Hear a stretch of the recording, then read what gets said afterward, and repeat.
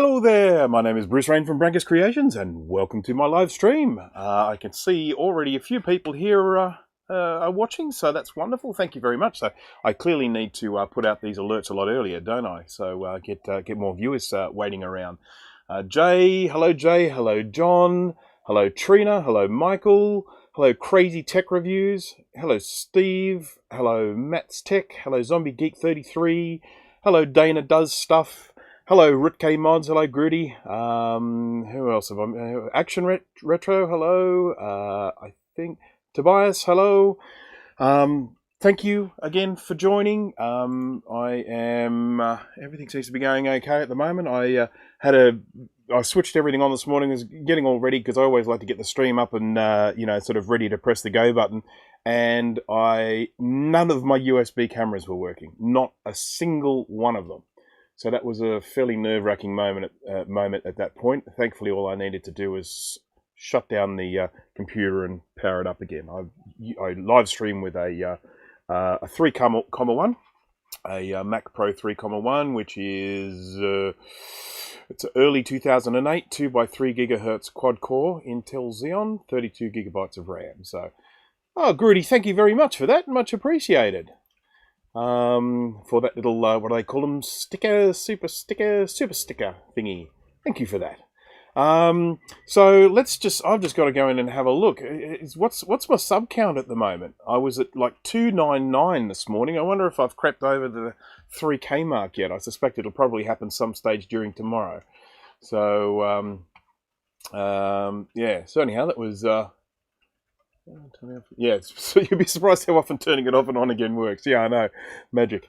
Yeah, look, Steve, so good you got the power back on again. For those who don't know, Steve has been without power for, what, about the last 3 days after a storm? Okay, it's 2.99 now. So, yeah, I would say by tomorrow I'll have 3,000 subscribers. So that's obviously a big, it's going to be a big moment for me. So thank you to everyone who has subscribed to my channel. And if you haven't, please do. So anyhow, thank you everyone for joining. I've got an interesting one today, and the reason why it's interesting is because this is the furthest, this is the most well-traveled recap that I've ever done. So this is a Quadra 840 AV board here, and this has come all the way from France. So someone who wanted me to recap it enough to send the stuff across from France. So, so anyhow, that's, as I say, that's a new record for me. About the furthest I think a repair has come so far is probably New Zealand. So, so yeah, this is a big one. No power for 78 hours. That's horrendous. That's horrific. Yeah, that's a shocker. Okay, so. Oh, I should get some extra viewers. Grudy plugged your live stream a few minutes ago. Thank you very much, Grudy. I do appreciate that. I hope the Q&A went well. I did jump on there for a little while. I was there for a few minutes, but I obviously had to come out and do prep for this, so I'll have to catch up with the rest of it later on. Okay. Okay, where are we? So I can use my alts if you want to get up to 3K. Yeah, as I say, I'm climbing. I climb at around about 30 to 60 subs a day. I'm getting around about 30 to 60 subs a day at the moment. So I will be at 3K by tomorrow. I'm quite sure. So, it's a Unix machine. Yeah. So anyone who might have been watching MacYak yesterday will know that I had a bit of a windfall yesterday or the day before. I managed to get a haul of 8 beige Macs from a sale on Gumtree. If anyone's wondering what the noise is, it's raining outside. So, yeah, so I have got a lot of work to do, and I've got a lot of videos coming as I work my way through all of those computers and find out what works and what doesn't. But what I did get in that little bundle of loveliness was a working Quadra 700. So I can go around and recreate the set from Jurassic Park now. So. Very happy about that. Where are we? Yes, well, see, Dana, you've now got... if people can send me a Quadra 840 AV from France, I'm sure you can send me one from the US. House is 81 degrees. I don't know what that is, but it sounds hot. Okay.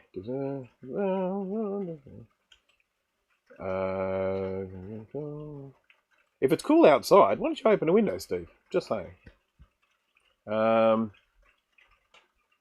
30 to 60. I get like 10. You're going to pass me before the end of the year. We'll see, Rudy. You never know. Got you in my sights. No, I mean, we'll see. We'll see. I mean, it might die down. We'll see. Okay, about 30 degrees Celsius. That's hot for inside. That's definitely hot for inside. Right. Okay. Yes, it doesn't help the mugginess. No, yes, I can quite understand. So anyhow, I'm prattling along. I'm just trying to keep up with the chat. The chat's going very busy. I didn't say hello, Oz RetroComp. Hello. Thank you for joining the stream. Golden Panda, hello. SadMax356, hello. If I forget to say hello to anyone, please jump on and say hello again. Remind me, it's nothing personal. I miss bits. Anyhow. Now, Quadra 840 AV, I'm just going to have a little quick zoom into this because I'd just like to show you something about it. We've discussed this on my live streams before. And if I hold it at this angle, you see what we're referring to. This has already been recapped by someone, I think by the owner. And they've used radial caps. Now, I'm, of course, going to strip them all off and replace them with surface mount. I don't really criticize people for doing the radial cap recaps. The reason I don't criticize them is because in a lot of instances when people go to do these recaps and they say, I need these capacitors, they go into a local electronics retailer or something, this is all they have. They don't sell the surface mount ones there. So they walk out with a bag full of these radial caps and then they stick them on there. The surface mount caps, you have to sort of order from specialist suppliers like Mouser and DigiKey, or who I use, RS Components. And so I do understand why this ends up happening. And of course, the other really important thing is that doing a recap with these can work. But why I don't like them and I don't like to keep them this way is because you've basically got this capacitor that's sitting up off the surface, and it's really easy for that to get bumped or knocked and tear a pad off. So I just think they're a kind of an accident waiting to happen. So I do like to get rid of them. It will make my life a little bit easier from this recapping perspective because these are a lot easier to get off than those old surface mount aluminium ones. It's not going to take much to get these lifted off. Quadra 840 AV, one of my favourite Macs. I still don't have one of these, unfortunately. I'm a bit disappointed about that. I hope to get one day. I've now got my Quadra 700, and I've even got a Mac 2 now. And the Mac 2 has been a big one because I owned a Mac 2 that I got rid of years or decades ago, and I really kicked myself for getting rid of that. So so anyhow, I've now got a Mac 2 in my collection. It's not the best looking case on the outside, and it is missing a power supply, but it does have what looks to be a pretty good logic board inside. And more importantly, it had a little treasure in there as well, a working 33 megahertz Radius Rocket 68040 new bus CPU upgrade. So that's a huge one. So when I get my Mac 2 it needs to be recapped. There'll be a video of that for sure. When I get that all cleaned up and ready to go and booting, it's going to be a 68040 Mac 2. So, looking forward to getting that one up and running. I've already tested the Radius Rocket in my 2CI, and it works, and it's fast, and it's awesome. So, yeah, blazing fast. Distro Hopper, thank you for joining. Hello. Okay. Scuzzy2SD is on a flight finally. Fantastic. Michael Mullet bought a Scuzzy2SD from me, and it's all been set up to run on a Mac Plus. I've installed an operating system and some software and stuff like that, and I bundle it all up to send it to him in the US. And there aren't very many flights going out from Australia to the US at the moment because normally they would stick that mail, they'd stick them on some of the commercial flights, and they're not going out. So there's just been a larger queue for things to leave the country, which is a bit of a pain. But it's great news that's left the country now, Michael. So hopefully it won't take too long to get to you now. So, just looking through, people are just chatting about the weather, which is fine. It is quite cool and rainy here. It was wonderful and sunny when I woke up this morning, but now it's actually cool and rainy and yuck. Right. So, going to be working on a Mac tomorrow, Trina. I'll be very interested to know how that goes. What sort of Mac? So the Quadra 840 AV, the 40 is indicative of the fact that it is a 40 megahertz 68040 CPU. I think it's the fastest 68040 that Apple released. Correct me if I'm wrong. And the AV being the fact that it has a digital signal processor on the board and does digital signal processory things. That's it right there. That's the digital signal processor there. One of the giveaways is the fact that it has DSP in its little code name. So anyhow, with this one, I'm just going to bring up the job ticket so I can see. Okay.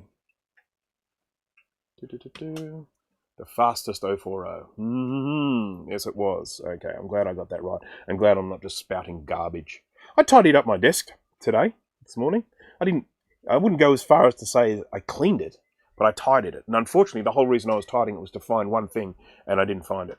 So it's probably fallen off the back of the desk or the front of the desk, so I'm going to have to go for a hunt around on the floor for it, which is great. Right, so let's have a look and see what the customer has said about this one.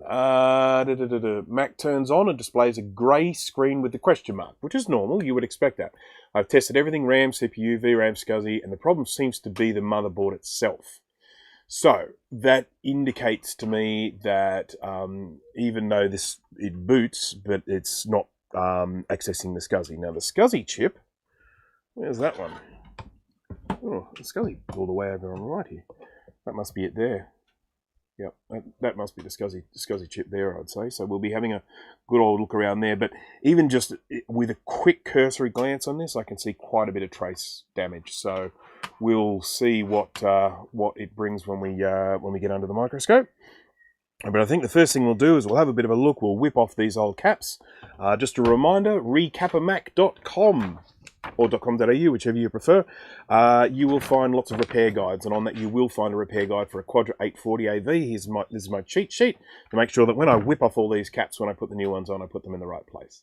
Q840 was also the last non-power Macintosh model Apple released. Okay, I did not know. Hot Rod, hello. So yeah, I'm a little bit sort of grey with the timeline of a lot of these ones. I mean, I did use them at the time, but I haven't kind of studied it that greatly. Interestingly enough, in this haul of Macs that I picked up recently, I got a G3 Tower. I already had a G3 desktop, beige desktop. And of course, these were the G3s that came out, and the next ones that came out after that were, of course, the iMacs with the G3 in them, and the G3, the Mac Pro or whatever it was called, the blue and white. Now the interesting thing is that even though I was working with Mac computers when all of these things came out, because I worked with Macs professionally for a long time. I have been working with Macs since I was 17 years old, so that gives you an idea. So anyhow, when the G3 towers and desktops came out, we never got any of them at the place that I worked. We went straight from 604s to iMacs and the blue and whites and stuff like that. So we skipped the beige G3s entirely in our upgrades in our company. So you know, having these things in my collection now, they're completely new to me. I've never touched one before. I mean, the G3 Tower, what a bloody monster that thing is. You know, with the little flip-top head and stuff like that. Wow, that's a thing and a half. But anyhow, we'll be seeing that in future videos. So, enough of my yakking. All right. I'm just having a look here. Just realised, G3 turns on, but no power gets to the hard disk drive and CD-ROM. I can't for the life of me figure it out. Kick it. That's what I always do. Yeah, I mean, if you're not getting any power to those things, I mean, have you've put a multimeter onto the actual little Molex connectors, I assume, and I mean, obviously, if you're not getting power to those Molex connectors, then my guess is the power supply has a problem.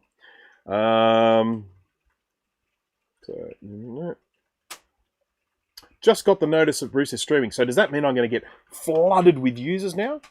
I'm 28 viewers at the moment. Hello to all 28 of you. All right. Okay. Well, it's time for me to actually start doing some stuff now. I can't say do stuff. That's already been copyrighted by Dana, hasn't it? Dana does stuff. I do other things. All right. So there we go. Oh, what's going on there? Have a look at that. Let's just see. This is probably something to do with my... yep, that's good. This is probably something to do with my... faffing around before. All right, that looks a little bit better, doesn't it? So, with the problems I was having with my USB. Right. So, there's a radial cap. Here is a hot air station. I use a quick 861DW. There are links in the description. Just a reminder to everyone, if they're watching these and they're interested in any of the equipment that I use, almost everything is in the description. If it's not in there, please feel free to ask. But do check there first, because you'll probably find there's a link that'll take you to a page where you can actually buy some of this stuff. So, and there are often I often put in low-cost alternatives as well, if you're not wanting to spend as much money. So, let's whip this guy off. Oh, look at my wobbly hand today.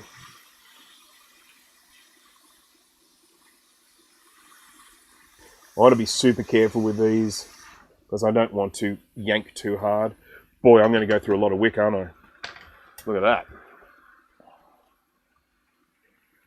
I've recently ordered a UV laser, which is apparently the way that you dry the UV solder mask really fast. So I'll be testing that out when it arrives, hopefully in the next week or two. And then that would be great if I could actually dry. Whoops! Look at this conical tip. What the hell? This is not right. This is a Branca stream. No conical tips. Just notice that I swapped over the tip there for anyone who is not familiar with this type of soldering iron and this sort of tip. One of the really great things about them is you can swap them over. Oh, I clean my microscope, by the way. See how shiny it is? Okay. Working on a Mac 2CI and enjoying a recap. That's great to hear, Michael. Okay, so let's suck up some of this excess solder. We've got a bit of scunge there. I'm definitely going to need to clean these up. So it's going to be what do you call it? Wick to the rescue. Oh, okay. If you like the video, please don't forget to hit the like button. If you don't like the video, hit the little thumbs down. How many dislikes have I got today? I've got a really conscientious disliker. I don't know who it is, but they jump on and dislike my videos almost straight away. That's cool. I mean, it's like, I think it's definitely an indication of undoubtedly of me becoming famous, isn't it? That someone jumps onto my streams to press the thumbs down button straight away. Okay, got on my little heat shields here. Oh, no thumbs down. Alright, okay, I'm not famous anymore. Oh well. Maybe next time. Right.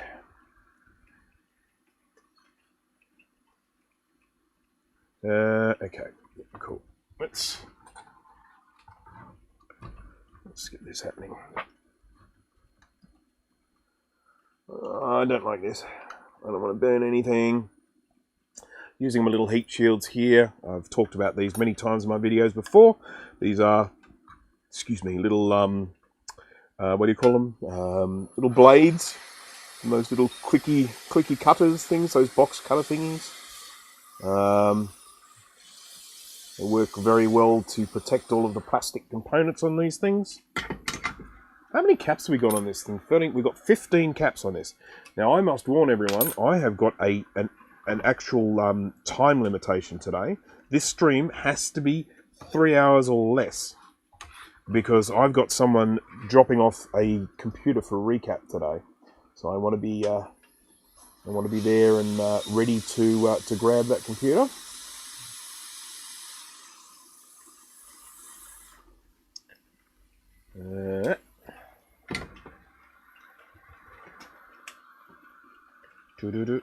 Oh, did I bring my SCSI to SD down? I might have to go and get that later on. Piffle. Indication of envy. 0.9. I'll press the thumbs up. Okay. If you want, I can give you a dislike. At the end of the day, it really doesn't matter either way because Google's algorithms apparently count a dislike the same as a like. So, you know, I really don't mind.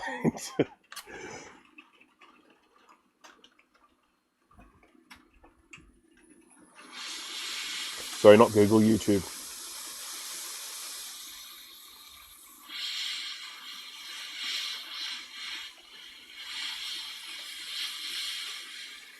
Come on, melt. This is taking a little while to melt, longer than I thought it would, and that's mainly just because there's so much solder. They're great big globs. 8 hours. Why not 8 hours? Yeah, I know. Sorry to disappoint. And this could take me a while because there are a few caps on it, and it looks like there's some cleaning, and of course there's probably some diagnostics going to happen as well. Because, if SCSI doesn't work... Oh, look at that. See the trace rot going on here? It's gone back down again, but while I was hitting it with the heat, that mask was lifting up. So I'm going to have to probably do a bit of cleaning under there. Let's make it bubble up again. Woo! Bubble! So we've definitely got signs of leakage, and I could smell that one too, actually. Yeah, look at the trace rot below this one. I mean, I think the... Oh, we've had a bit of a gouge going on in there. I think the copper is still fine, but if you have a look here, you can see it. No, you can't. You look at the blackening on this trace here. You can see there, which is not ideal. Okay.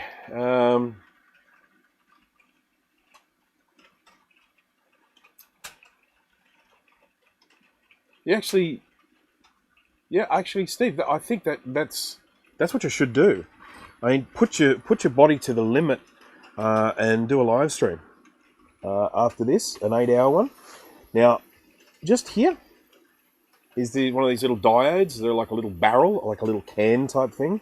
I've got to be careful with these. I might see if I... No, I can't. It won't fit.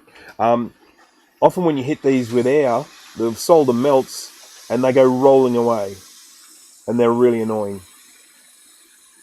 Whoever's smart idea it was... There it goes. Did you see it? Way she went.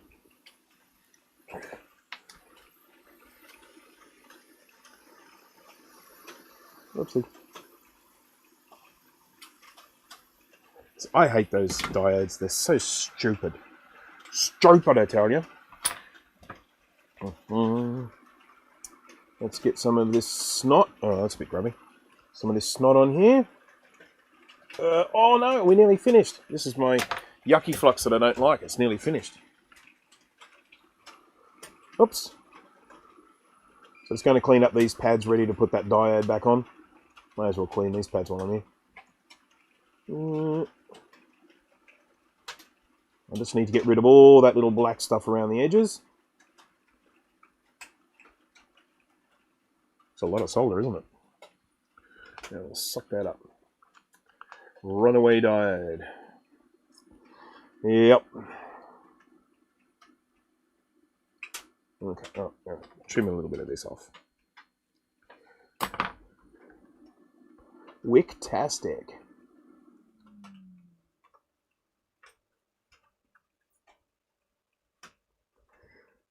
Still need some more. Right now. Alright, I better go in and do a do not disturb, because I've got the Mac-yackers are chatting. I can't say I really blame Steve for his chatting away, given the fact that he's been without power for so long. What a horrible, horrible situation to be in. But the longest I've probably been without power since I've lived in this house would be maybe half a day, I'd say. Because I run my business from here, I actually have a generator.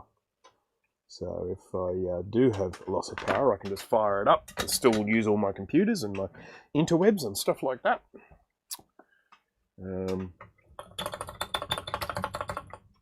Okay.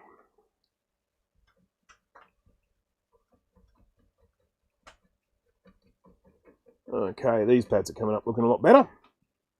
And so now I can get a little bit of solder or solder, depending on who you are, here. Yep. And then I'm going to grab my little diode.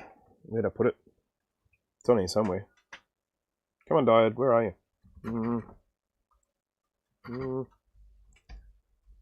I don't want to tip it. I'm going to lose it. Does anyone remember where I put the diode? Did I take it off the board? I do that sometimes.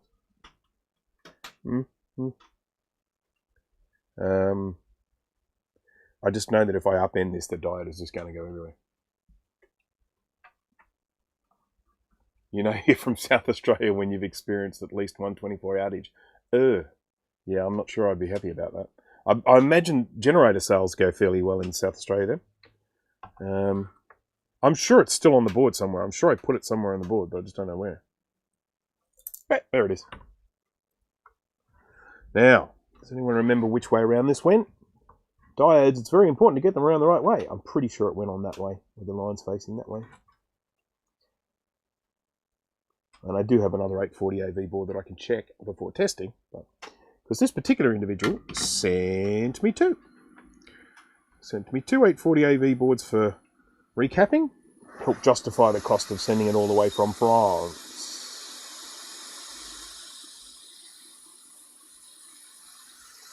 Also sent me a Daystar board to look at.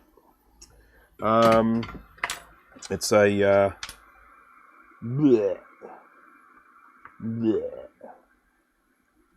it's a PowerPC 601 Daystar accelerator board for a Quadra, and it's in a bit of a mess.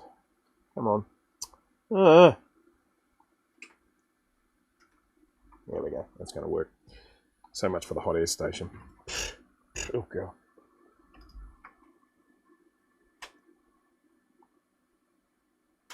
I just hate these round guys.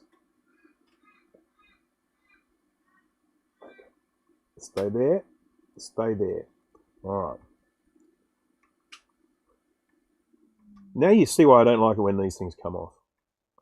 It's a real pain in the backside. Stupid flux.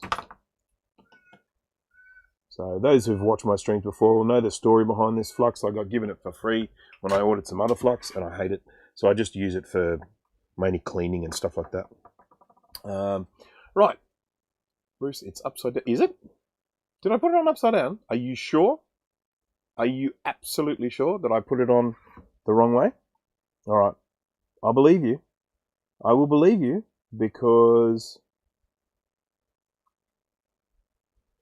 Well, because why would you lie to me?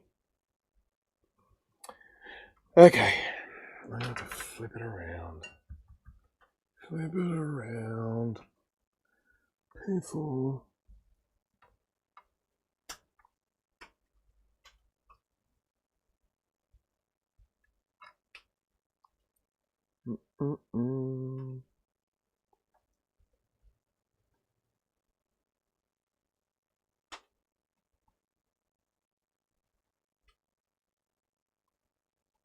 I'm soldering left-handed at the moment.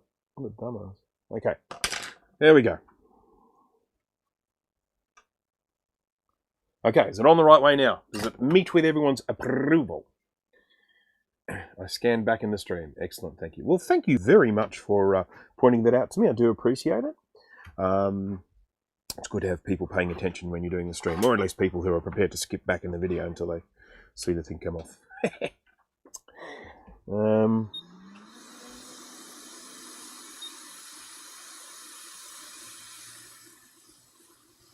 These look like pretty cheap capacitors, to be honest. The ones that I'm removing. I'm sure they'd still work, but how are we going? We're working our way through them. So many caps. So many caps. Right.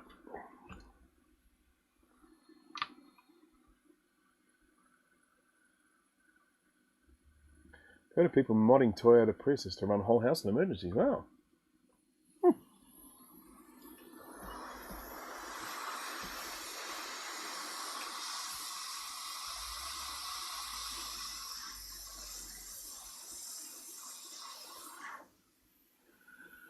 Bye, Cap. Oh, jeez, I just hit the microphone with my double chin. Sorry about that, guys.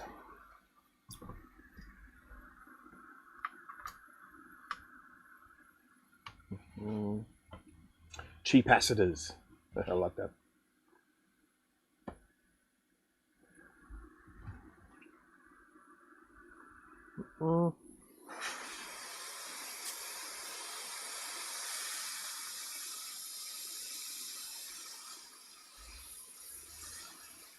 So when I run my little generator, I've got enough power to, I could run a couple of fridges, I can run my Mac Pro and all the screens and my server and, you know, sort of stuff like that with a, you know, room to spare. I can't run an air conditioner or anything on it. So I mean, if I have a power outage during summer, I just go to Beak or sit in the car or something. Right, we've got 3 here. Let's see if we can get all these off. 4, sorry. I can't count. So let's get this one. You're not going to be able to seal this. Oh wow, this is a weird smell, this one. I wonder if it's the plastic melting on the thing, but it actually smelled a little bit like perfume.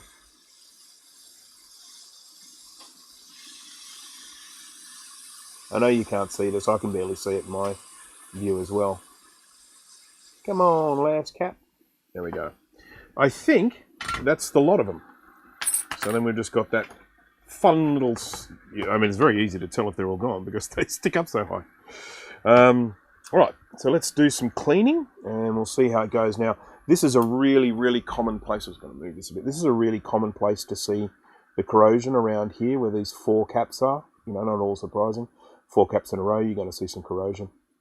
And we can see what are the specs on my Mac Pro. My big one, so the one up there. So obviously I've got one down here. This is a 3,1. The one up there is the 2012 5,1 with the dual quad core 3 gigahertz and 64 gigs of RAM. And it's fine for what I do. It really is. I know that you can. I think about the highest people recommend to go on those is up to a 3.33, I think, from memory. I think that's generally considered if you go any higher, you might end up having problems. Yeah, I love my Mac Pro. I love being able to upgrade it. I love having 3 screens hanging off it. I love having 4 hard drives in it. It's good. Jojo Brubaker, hello and welcome.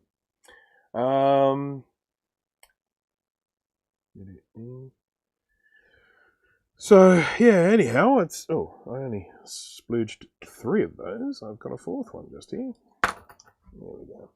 Let's start doing some. Do I really need to add more solder? Probably not.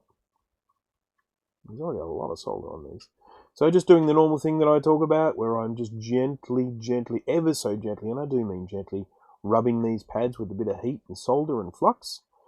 I'm not really scraping them as such, as more just almost like hovering above them, just sort of just barely touching them with the iron, and that's enough generally to get rid of all the black stuff. This flux is just burning away because it's garbage. So what I'm ultimately looking for is when I start off with these, you can see that the solder is not going all the way to the edge. We end up with these little areas of blackness on the end where well, you can't really see that very well, can you? But where the solder isn't actually attaching. And I want to just keep working at these until I know that solder is ready to be attached to the whole pad. Zoop. I'm going to need to do some cleaning around here because, as you can see, there is a lot of blackness and stuff like that. I'm actually taking the coating off the top of these traces here. Can you see that? Just goes to show that these coatings aren't very good. If I was doing that on an older Mac or like I don't know, an SE30 or something like that, if I was scraping like that, I wouldn't be taking the top of that UV solder mask off. It's a very, very thin coating of UV solder mask. So I am going to need to put some more UV onto that because when I put the component on, I don't want any of that exposed trace to accidentally create a short somewhere. And of course, we all know the problem with that is that I have to dry that UV solder mask. This is why I want my UV laser to hurry up. Hurry up, UV laser. So we just clean away here. We want to just end up with a lovely rectangular shaped pad that's looking all shiny and ready to take on new solder. If you don't do the prep work, you won't get good solder joints. It's a pain, but it's essential. There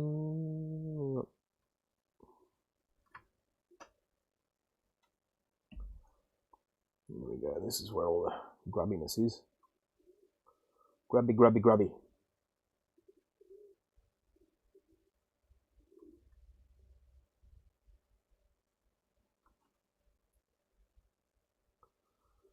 Now, as we've mentioned before in my live streams, we've got two states of grubbiness. We've got gunge and we've got scunge.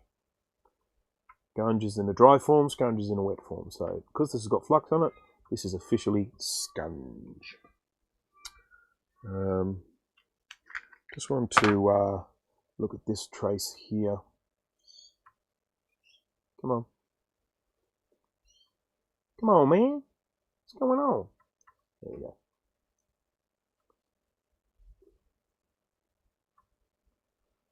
Oh, that's really grubby then. I need to give that a bit of a scrape. Scrapity scrape.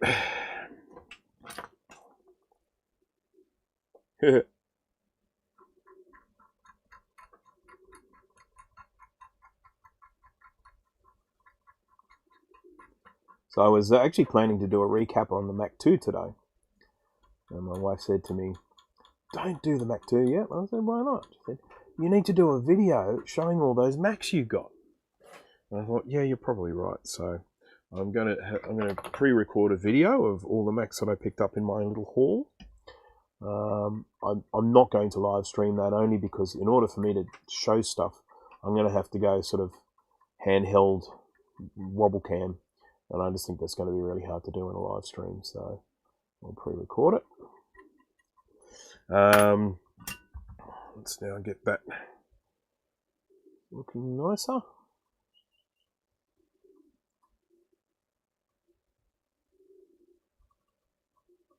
So I will do a little recording showing all the bits and stuff that I got, and then I will then start doing some recapping vids. So I will need to be recapping a Mac 2, a 2CI. I think I've got a 7600 there. I think that might need recapping as well. I just at a glance it looked a bit bad. Certainly needs a clean, that's for sure.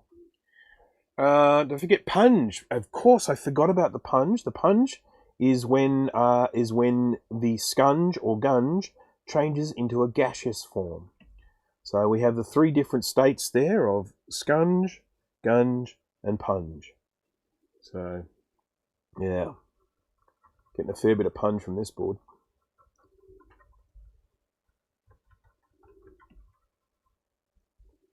Got a fair bit of there's indication here that during the recapping of this, there's a few gouges out of the board.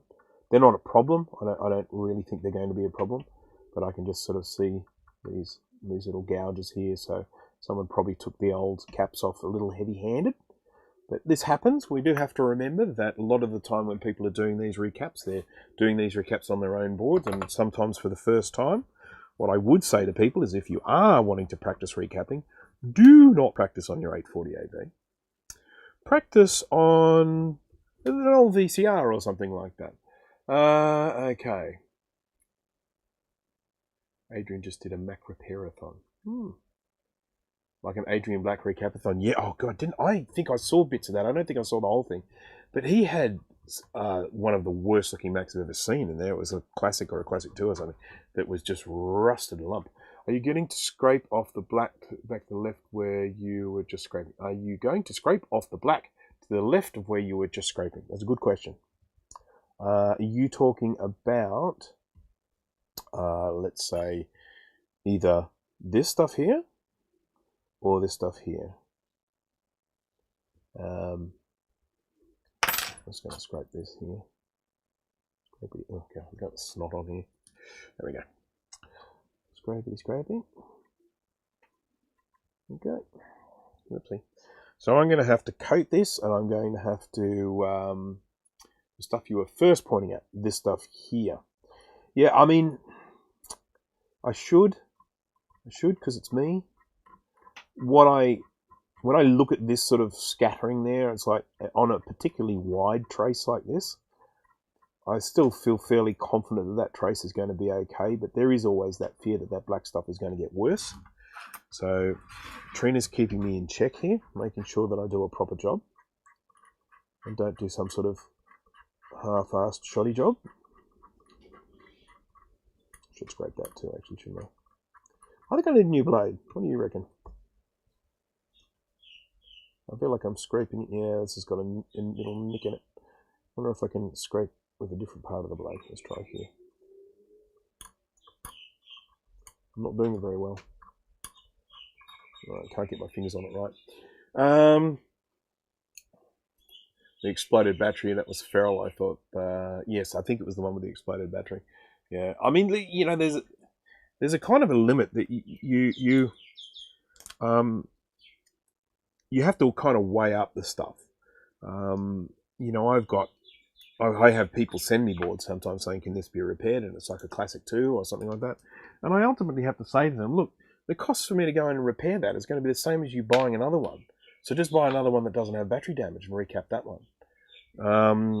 It's a difficult thing. I like to repair things if I can, but you just have to weigh that stuff up sometimes. I mean, it's a classic. I mean, I had one guy contact me once. I have talked about this on a live stream before, getting all sort of like, oh, you know, I want some guarantees from you that if you damage this, you're going to pay for it and everything like that. And it's for a classic. And I just felt like saying, mate, if I damage it, you can just have one of mine.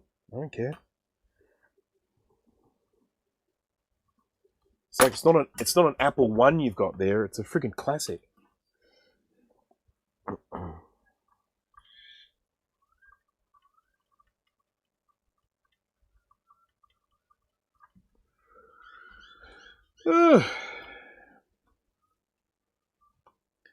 Hello, Jay.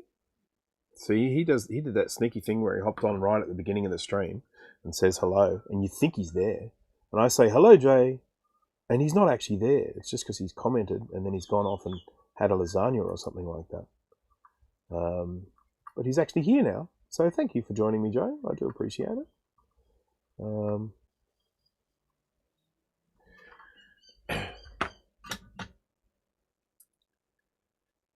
Yeah, it's best not even dealing with those people. That's exactly what I did. I ended up just saying to the guy, you can find someone else. And of course his response was, oh, if it's beyond your capability, I just sort of thought, I'm not going to get engaged in this. Turning on the heater. I'm cold. My feet are freezing. Nothing like a little gas fire heater. Ooh, no, don't. What just happened? There we go.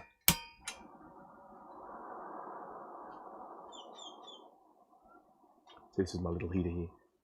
Isn't that cute? Just runs off these little butane things. Does that sometimes when it's just been switched on. Okay. Now I have nice warm tootsies and maybe burn the shed down. Come on. Get normal. There we go. No, Yep, yep. I think we're cooking now. Cooking with gas. Right, so we've cleaned these 4 up. We're going to have to get some mask onto that that little exposed trace in the middle there. I have some ventilation there. I've got a lot of ventilation in here. I've actually got a door wide open just there. So that's some serious ventilation. And then I've got windows just there. So yeah, and those windows are open. So plenty of ventilation in here. I don't have my fan on. I'm sure someone will remind me at some stage, hey, where's the fan, Bruce? But yeah. Right, now this is a bit scungy too, so we're going to have a look at this. I think ideally I would like to just get this up, this whole thing, because it's bad.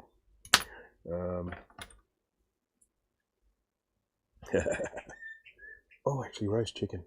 What am I going to have for dinner tonight? I want to cook something. Fried chicken. How about fried chicken? Yummy. There's so much yuck here. There we go. And as that mask comes off, you virtually can't tell that it's come off, because what's under it is just totally black. Okay.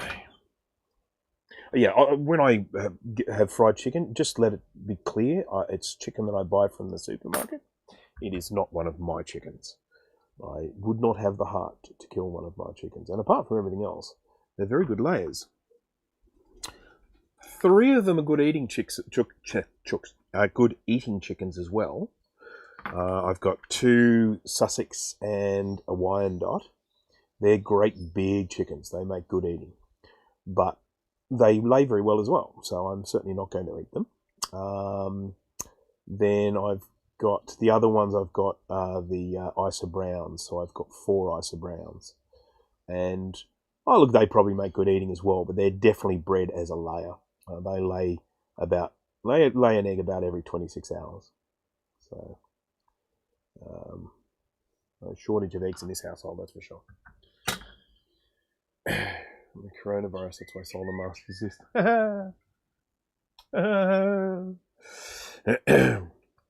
Right. I'm just going to have to do some scraping.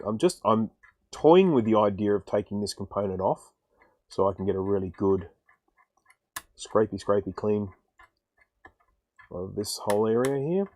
Because this is just one great big piece of copper here, I'm not too concerned if I don't clean this 100%, because it's not like it's in danger of breaking or anything like that. I mean, it's just one humongous piece of ground.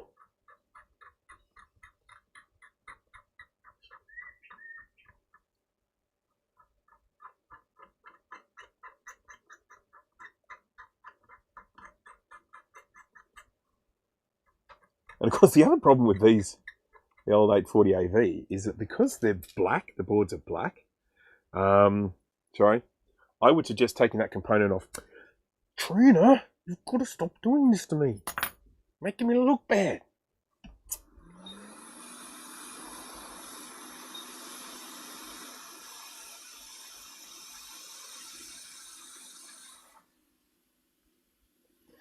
Okay.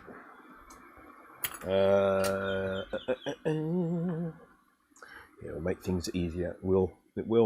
I know it will. Just need to listen to reason from time to time. Let's get a little bit more here.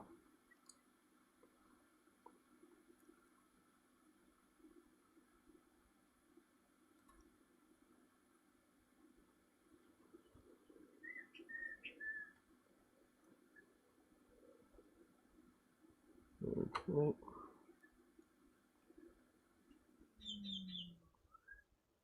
God, this thing is dirty. I'll be glad when I finish doing this one. This is an awful, awful part of the job.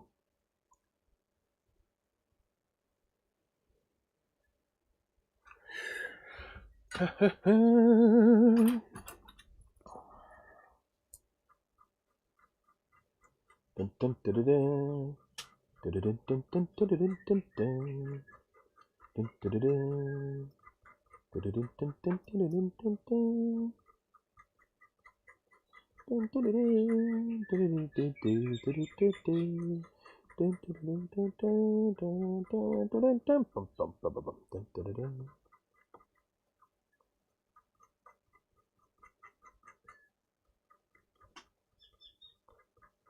Okay. This is so much scraping. I probably should get the Dremel out or something like that. I'm a bit worried about lifting off some of these pads around here. But look at it. Just so much black.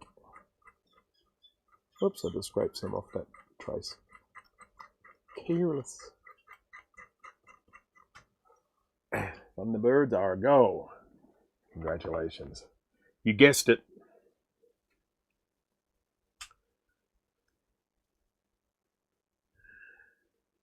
Okay.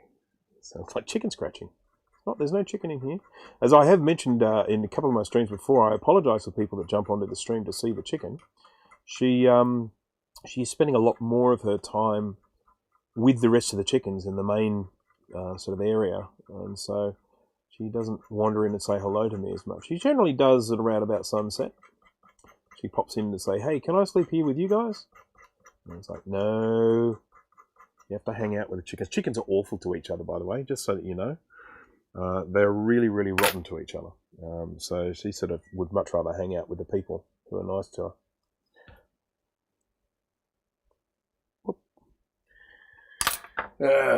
17 SMC rear balls. I now claim myself an expert. Did you have to do 17, Jay? I mean, I'm just asking.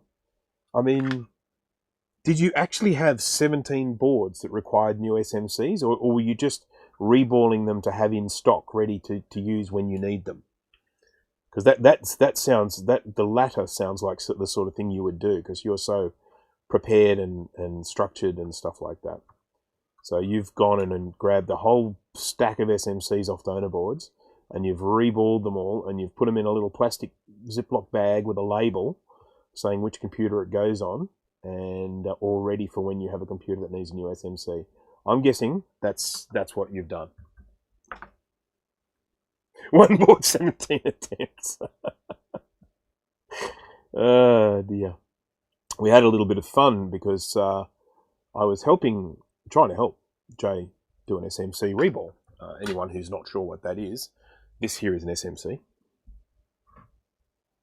So this little guy here, system management controller from a, this one's probably from a MacBook Air because that's what I've been working on recently, or maybe not. No, it's not. It's from something newer. Or actually, it could still be an Air, but a newer Air. And you can see it's a BGA, or it is a BGA, which stands for Ball Grid Array.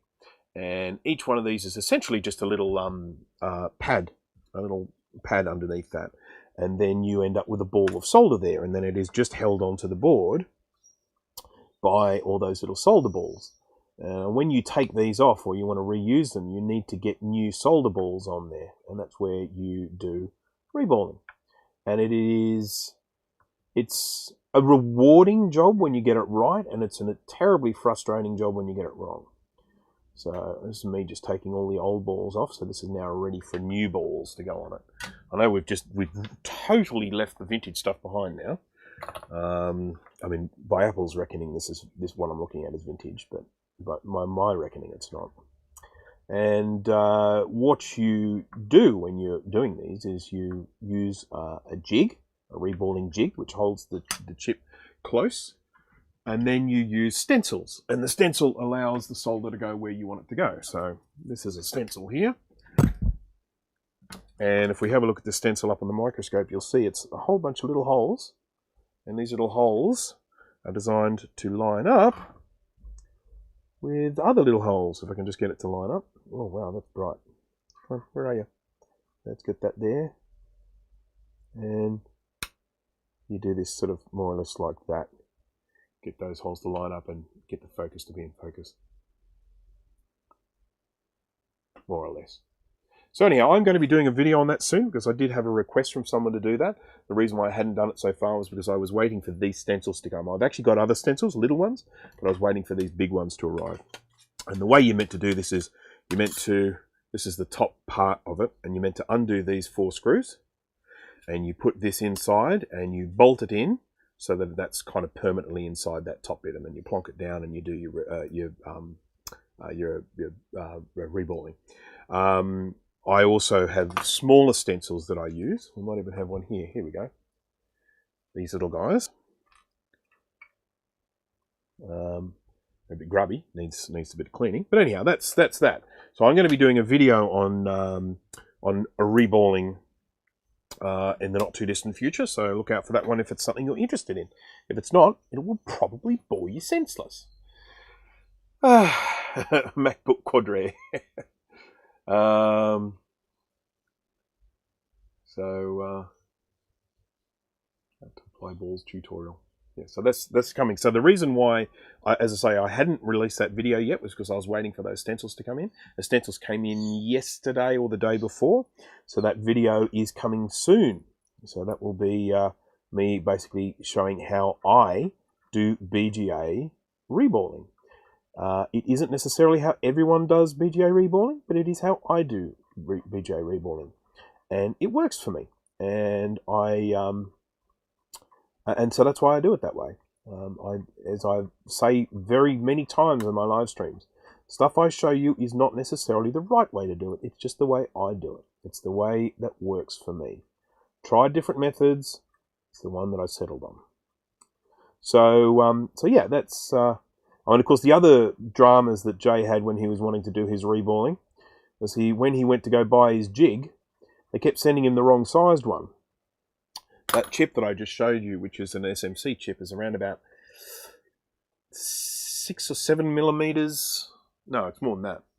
What is it? It's about probably 9 millimeters in length. It's just under a centimeter, probably square. And a lot of the reballing jigs that you buy, they're designed for holding much bigger chips, and they don't close in enough to hold that chip still. And Jay has me to thank for this. I sent him a link for a place that actually said specifically, this will reball a chip that is 5 millimeters in size. And when he got the jig, it was the wrong size, and then had to contact them, and they said, yeah, no worries, we'll send you another one. And the next one was the wrong size as well.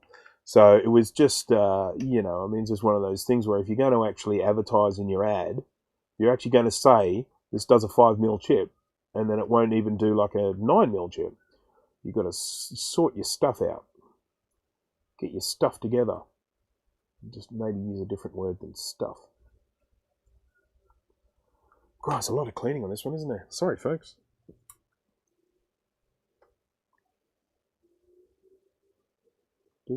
No, I really shouldn't do that yet, should I? I should get the component on first.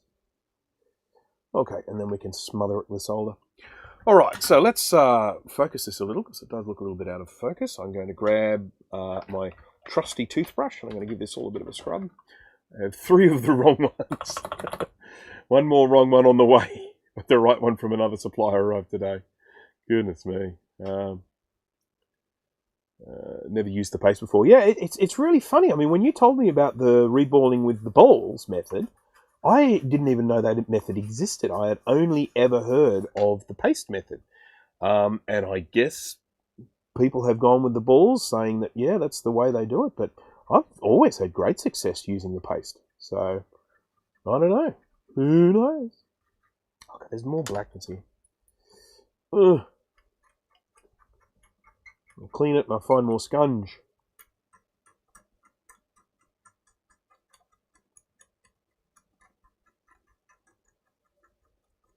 This is a real cleaneth on this one, isn't it?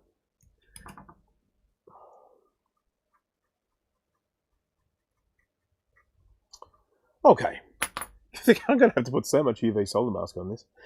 Right, so now we're going to put the component back that I took off and very carefully placed over here so that the capacitor fairies can get it. Oh, I've got flux all over the table now. Yeah. I'll wipe it up. Alright, where'd it go? Here it is. So he's going to go there. I might just clean up those pins a smidge.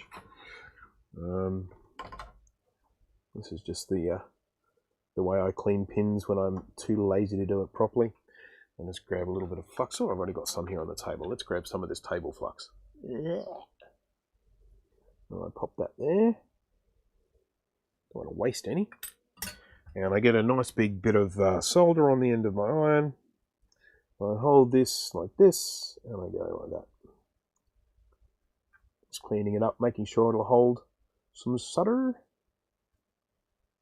There we go. Looking good. Looking good. Oh, now I forgot which way around it goes. It's all right. It should have a dot. It should have a dot on it. Oh, it probably had a dot on it at one stage. Oh, I shouldn't have spun it around, should I? Which way around do you reckon this goes? Anyone want to rewind and tell me? It's going to have to go back away, isn't it? Yeah, so don't do like I do. Actually, you know what I do? I took a photo of this board. Oh, it's out of focus again. Sorry. I took a photo of this board for the job ticket, so let me just have a look. See at that. There's the board. And which way around am I? The photo is that way around, which means that the component is there, and it's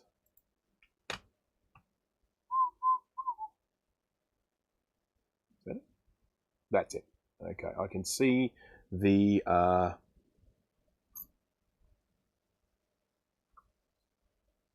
where are we? Hey, where am I? Yeah, okay, that's it. So I can actually see the logos down the bottom left-hand corner in my photo. So it's that way around. Thank you to those who might have zoomed back and had a look. I do appreciate that. But thankfully, I did actually have some reference material to go on. Logos at the bottom left. Yes. Thank you. That is good. I'm so glad I do have these conscientious viewers that are doing my hard work for me. Oh, stop sticking. Right, so I'm going to get some flux on here. Generally when I'm doing these sorts of, what are they, dip? No, these aren't dip, are they? What are they? There's something else. I can't remember the name of the package with the pins sticking out the side. I will usually just hold them in place where I want them. Looking nice. Like that. And then I'll just do one pin like that on one side, one pin on the other side. It kind of gives me my, my tacks to hold them in place, like a welding tack. And then I'll just go in and put a whole bunch of solder on there like that. And then of course I will clean up this as well and put a little bit more on there. There we go. Right. Time for some tidying. It's not going to be the prettiest of all repairs, but at the end of the day, what matters is that it works.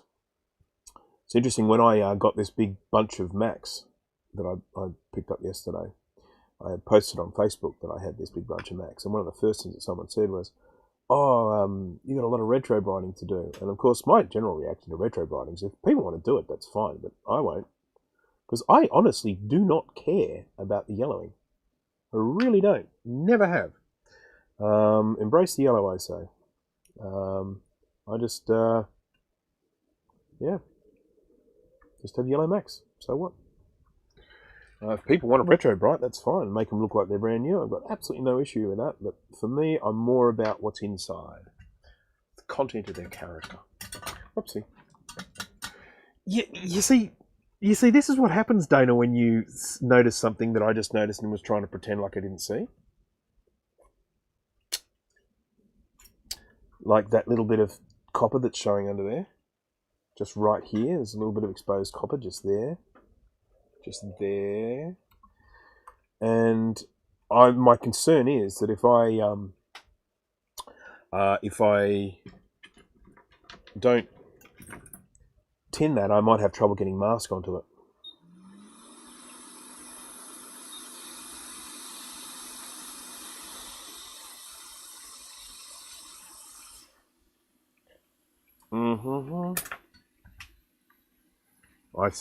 I see.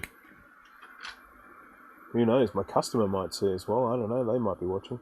There we go. Here we go. Here we go. And then we're going to put this on the lazy way.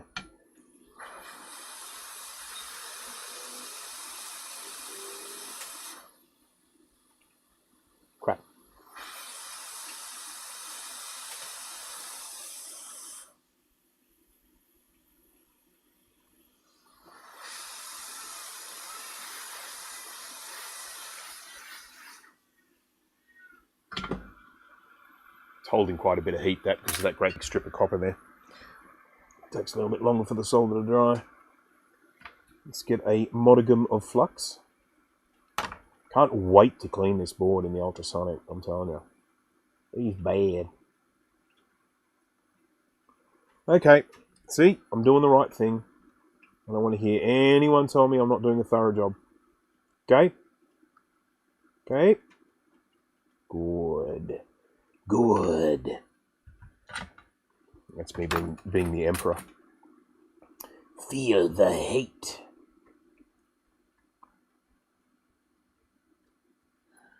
Right.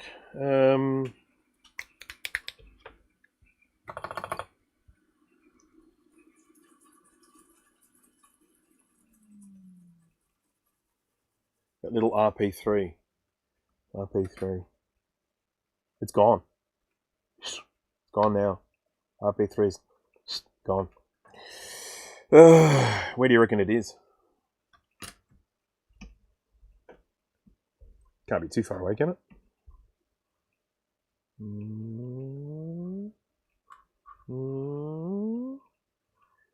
It's a good job I've got lots of spares, isn't it? This is turning out to be a fun recap, this one, isn't it? I'm going to have to put my goggles on and hunt the board for it. It's almost definitely on this board somewhere. And if I was blowing the air that way, it's probably going to be off there somewhere. A little brown piece.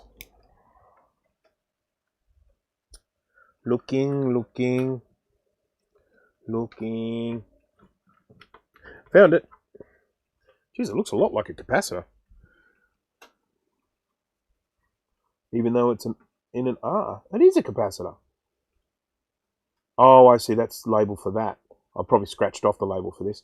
That's an A5, which is... Oh, God. Put me on the spot here. What's an A5? It's a 100,000 picofarad or something? I can't remember.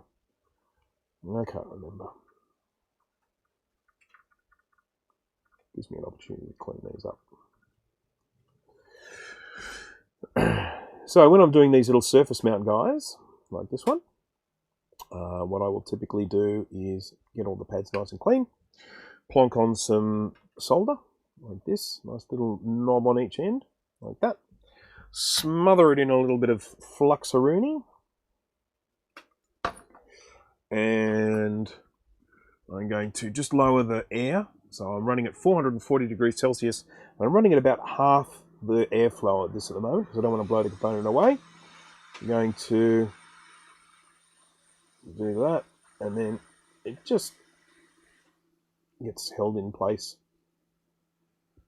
by the surface tension of the solder in most cases. Just going to do a little bit more on this one.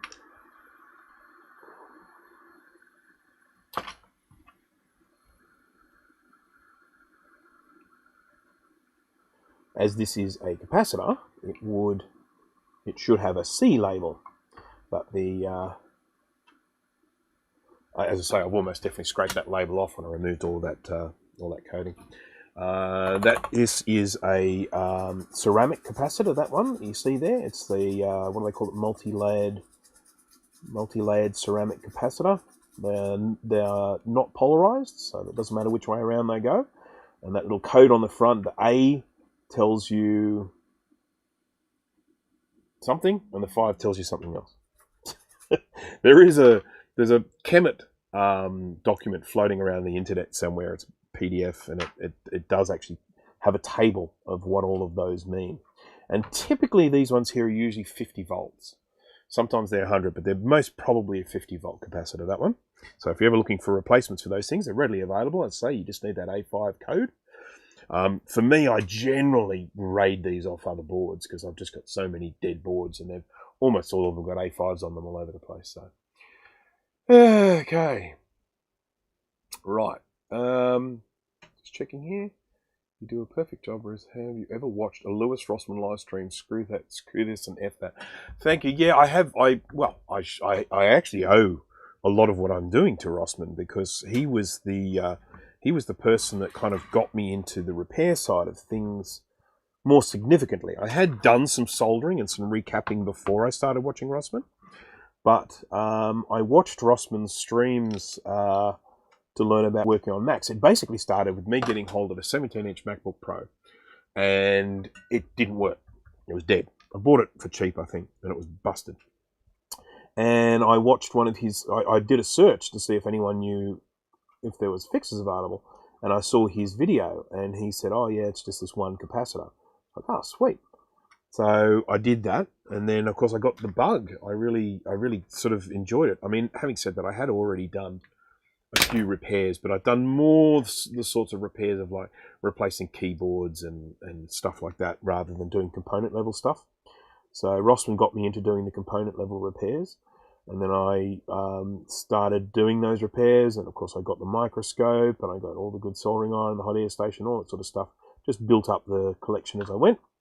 And then I went back to doing the recapping, because I sort of took all of those new soldering skills that I picked up and I put them towards recapping, because there was just a market for it. I actually had people contacting me and saying, can you recap this? Because I had recapped some of my own stuff, and so people were asking if I could do theirs. And that's the rest is history. That's how it all happened.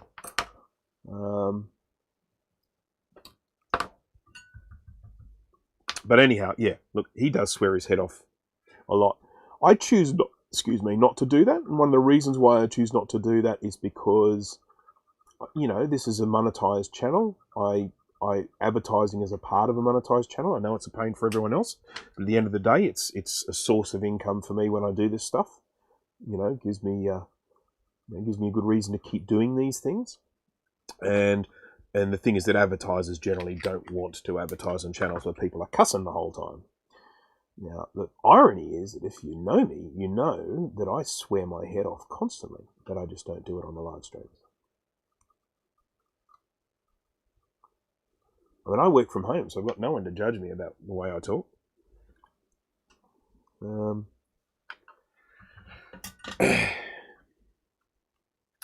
like his attitude either. Yeah, I know what you're saying. He does. Yeah, there are times when he tends to grate on me as well. I should really take these sims out.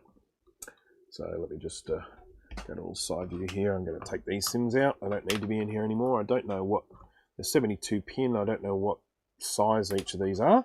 We've got 4. Does this have written on it? No. Got 4 sims there. I've got a few 72. And this one here, is this a VRAM sim? This 5th one? Anyone? Dana? Steve? What can you tell me? This says 2 meg sim. But it's shorter than the others, so it's not RAM. I don't think it's RAM. It's only 2 meg, so I'm guessing VRAM. It's too much to be like a cache. You wouldn't have 2 meg cache. Let's have a look at this. A little bit dirty. I might give this a clean as well. I need to do my little system here.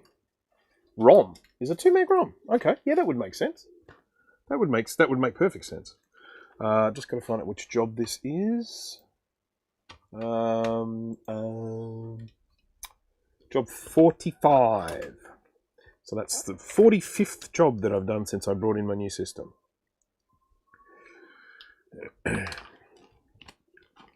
Just need to make sure that everything gets labelled and stored together, because, you know. See, for instance, this customer sent me 2 boards. On one board, there's a battery cover.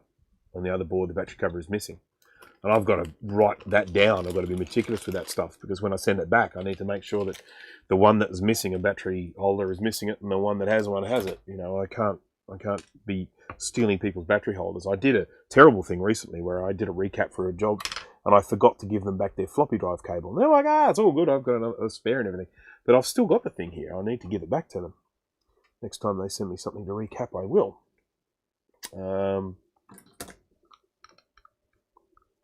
It's not looking too crash hot around here, is it? There's a fair bit of gungeon stuff. And definitely signs of corrosion around these pins here. And I can see all sorts of grottiness underneath this one. All right. Oh, 37 viewers. We've got some sort of record going on here. Thank you to everyone. If you haven't jumped on and said hello, please say hello. If I haven't said hello to you, it's nothing personal. It's just I do get a little bit carried away sometimes. And if you do have any questions about any of the stuff that I'm doing, please do not be afraid to hop into the chat and ask. If you ask and I don't answer, it's probably because I've just missed your comment. So just do the little @ Brankus Creation so that it stands out in the live stream, and I will always endeavour to answer questions. Do like a Q&A, but while I'm working. Just working and working. This is taking obviously a lot more work to get this clean than some of the others.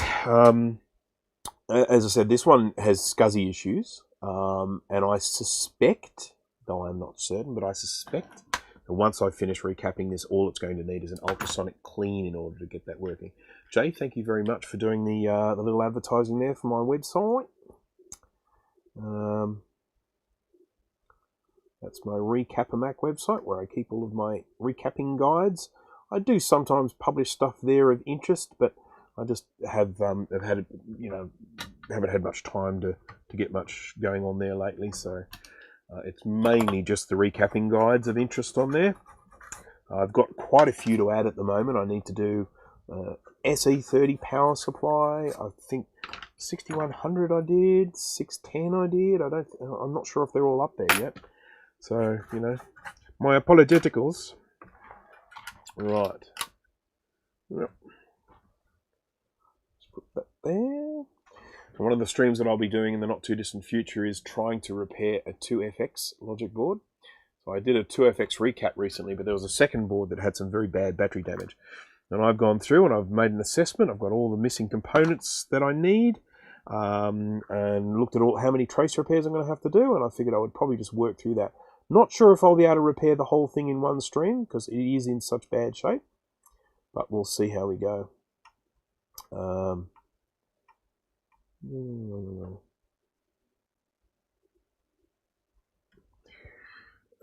Okay.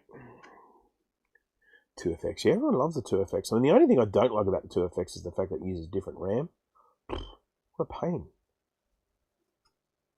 No other Mac uses the same RAM as the 2FX.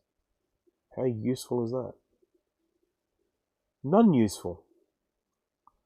But yeah, I mean, I think for me the main thing with the 2FX is that nostalgia that I get based around the fact that when they were released, they were just so fast.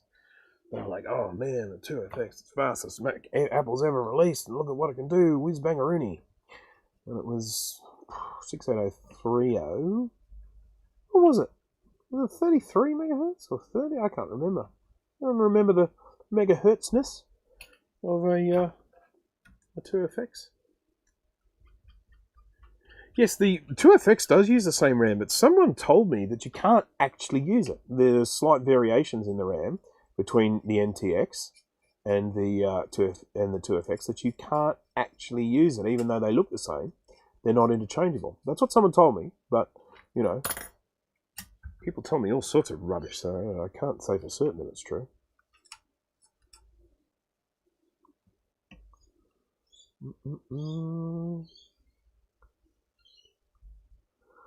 So I found out just the other day that the 8500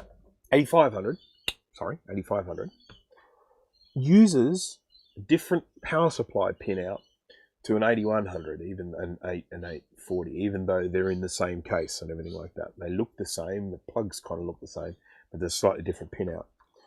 So I really wanted to get an 840 AV power supply, so I wonder if I can modify my 8500 power supply to do that. I'm having a blast watching the stream with my cat as he sits on the foot of the bed making chirping noises when I use the flux. Oh dear. Both 64 pins, maybe one has a different speed than the other. Yeah, maybe. You know, as I say, I don't know. That's just reporting on what someone else told me. And as I said, people do tell me an awful lot of nonsense sometimes. All right, well, I feel like I'm close. I might just have to do a quick little count here. I'll probably miss. Oh, yep, there's one I've missed. And there's one I've missed. Okay, 2 more. Possibly more than 2 more, but that's definitely 2 more. Oh, 3 more. Yeah, I was going to say, I can't have done them all yet. But, boy, oh boy, what a mess this board is, eh?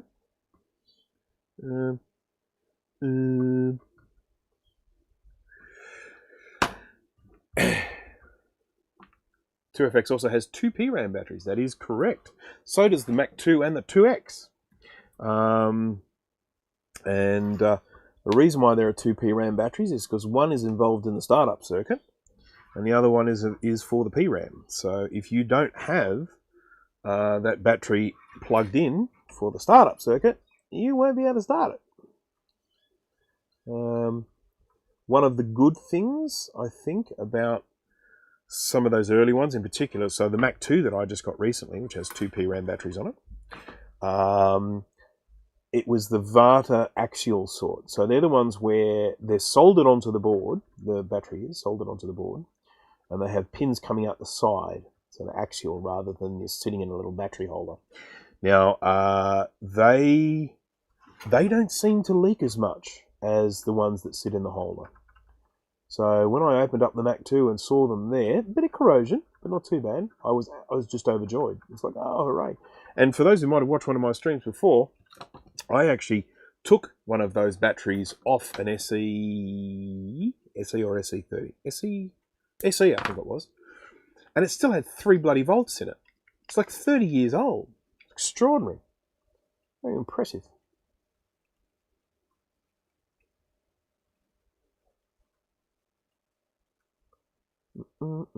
Just noticing these got some terrible corrosion on these traces running along here, so I'm going to probably clean those up as well. Geez, my picture's a bit smeary today, isn't it? Looks like Jay's.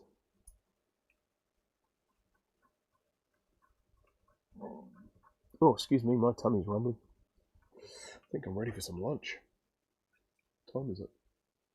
Okay, so just so that everyone knows, I have to be wrapped up before, well, it is currently 1 p.m. here at the moment. I have to be wrapped up before 2:30, so I've got an hour and a half left. So I've got to get this done in that time. If I don't, there'll be trouble.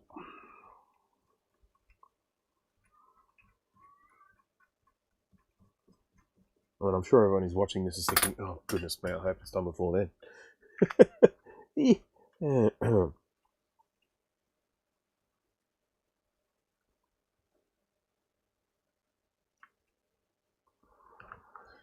Grubby. 840 AV board just hates being photographed. Yes, I'd forgotten about that. The black board really doesn't work well with this microscope, because what happens is it adjusts the light for the black board, the brightness, and then that makes the pads all flary. If I was doing this with a green board, it wouldn't be as much of a problem. Okay.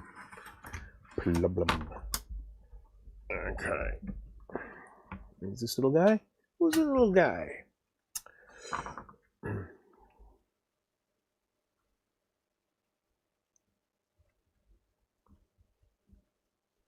Hey, what's up, guys? Don't forget to hit the subscribe button. Smash that bell. That one. That one.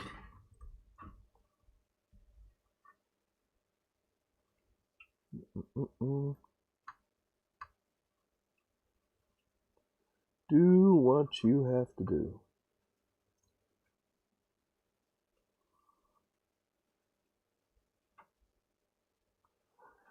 Okay, we're getting there. We are getting there. This is Varda. It was interesting. Someone did a post on Facebook just this morning talking about a particular battery.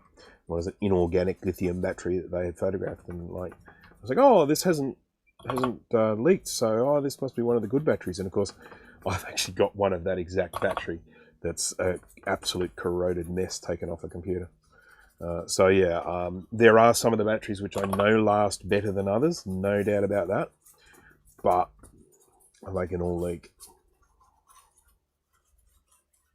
Right, let's have a look-see, shall we? See if I've missed any more. How many should I have? I should have 15 in total. So, 1, 2, 3, 4, 5, 6, 7, 8, 9, 10, 11, 12, 13, 14, 1, 2, 3, 4, 5, 6, 7, 8, 9, 10, 11, 12, 13, 14. I said 15, didn't I? Yep.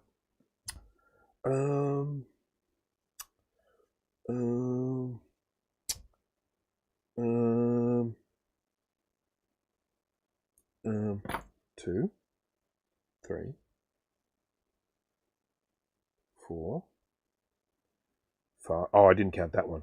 I didn't count that great big mess. Yeah, okay, I'm 15. But I have just realised that one of them is not clean, so I'm going to do that now.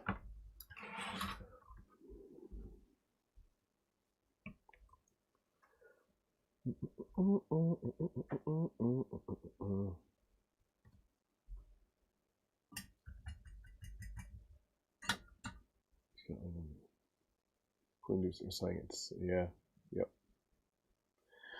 Yes, I agree. I mean, you know, if you've got a multimeter, test the battery if you want. But at the end of the day, my recommendation to anyone is if you've got, you know, if you're pulling out a 30-year-old battery or even a 10-year-old battery, just replace it. They're quite expensive to buy those batteries here in Australia unless you buy larger quantities like I do. They do sell those batteries at our local electronics retailer, JCar, here in Australia. But they're, I think, $12. Now, you know, market rate, that's all fine. $12 is $12. But you can get them for cheaper if you're prepared to buy a few of them from overseas. So, just giving you all a little tip off other Australians that might be watching. Okay. Come on. So it's a little bit grubby. Let's give this a scrape. Always got to make sure these pads are nice and clean because, as I've said before, that's how we make sure we get really nice joints on there. Really nice solder joints with everything holding in place. My apologies to everyone who's watching that might be like, oh my goodness, it's late. I wanted to make sure I didn't stream at the same time as Greg Ritke from Ritke Mods, who was streaming at 10:30. That was the time I was actually planning to stream this morning, at 10:30, but I pushed mine back to 11:30 so he could have his stream. So anyone who is sort of starting to get a little bit sleepy now, I do apologise. So that is all of them. That's all of the caps off. Now, the problem I have, I've got two problems. Two, count them. The problem I have is I need to put some UV solder mask onto some of these pads before I can put a component on them. That's problem one. Problem number two is I don't have direct sunlight out there.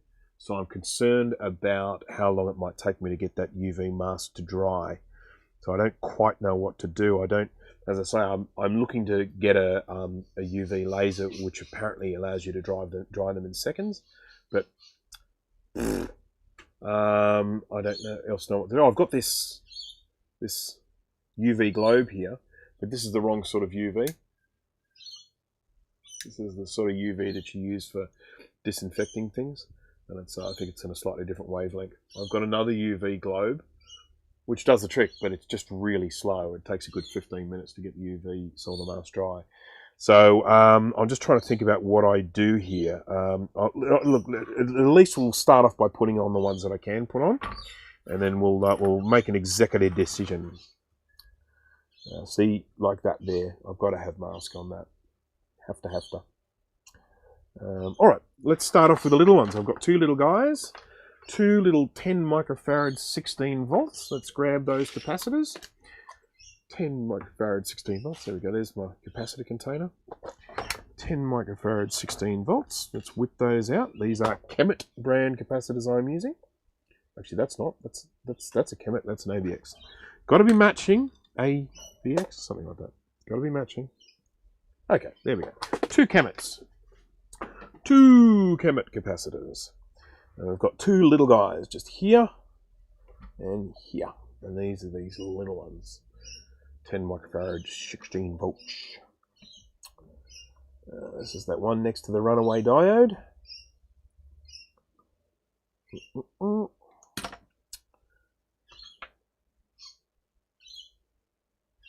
Sort of let it start to dry while you put the other caps on. Yeah, it doesn't work. I have tried that. It doesn't work that well because I can't get the globe. See, the thing is that UV globes, they've got to be really close to what you're trying to dry. And I can't get the globe to hang in that spot while I'm recapping. I have tried in the past and it's generally been a complete failure. So, I'm not sure I can do that. So I'm using tantalum capacitors here to replace the electrolytic. As you can see, this says 106. That means 10 followed by 6 zeros, which would be 7 zeros in total, picofarads, and that's 10 microfarads. Hold that in position, solder that there, make sure that it's on, and it is. I'll do the other one while I'm here, while I'm this way around, because I'm going to have to spin the board around to solder the other side, because I'm a right-handed person. There we go. Get some solder. Hold that in position. Just let me have a look under there. Yep, it's all good.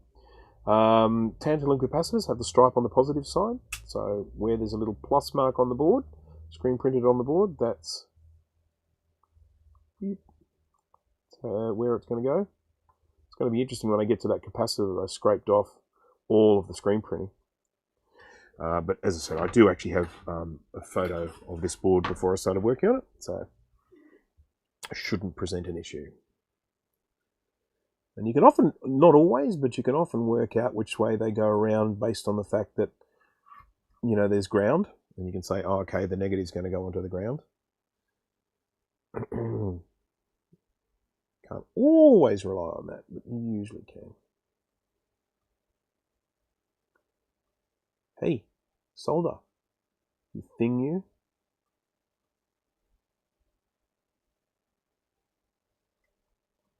Okay, there we go. Boom. AC adapters, DVD players, etc. Yep, absolutely, I would agree with that. You know, just practice on stuff you can get cheap. Whip things off and stick them back on again. That's what I did. I just got bored and I started taking components off and putting the same components straight back on again. Just learning all that stuff. So you look at something like this. There's like a component like this. Now, oh wow, look at that. I wonder if that's... Ha! That's the, this is the SCSI chip. And he's said he's had problem with SCSI. And we had a nice little piece of solder wedged in between these two pins there. So that could well have been the reason why we weren't getting SCSI on this one. And it could be something else, of course. It may not be that, but, you know, it could be. Okay. Oh, it looks like this has been taken off and put back on again. How about that? Huh. People don't normally do these when they're doing recapping. This is someone that felt fairly confident, obviously. I am going to clean up these joints a little bit because I don't like the look of them, and if they go back, someone might think I did it.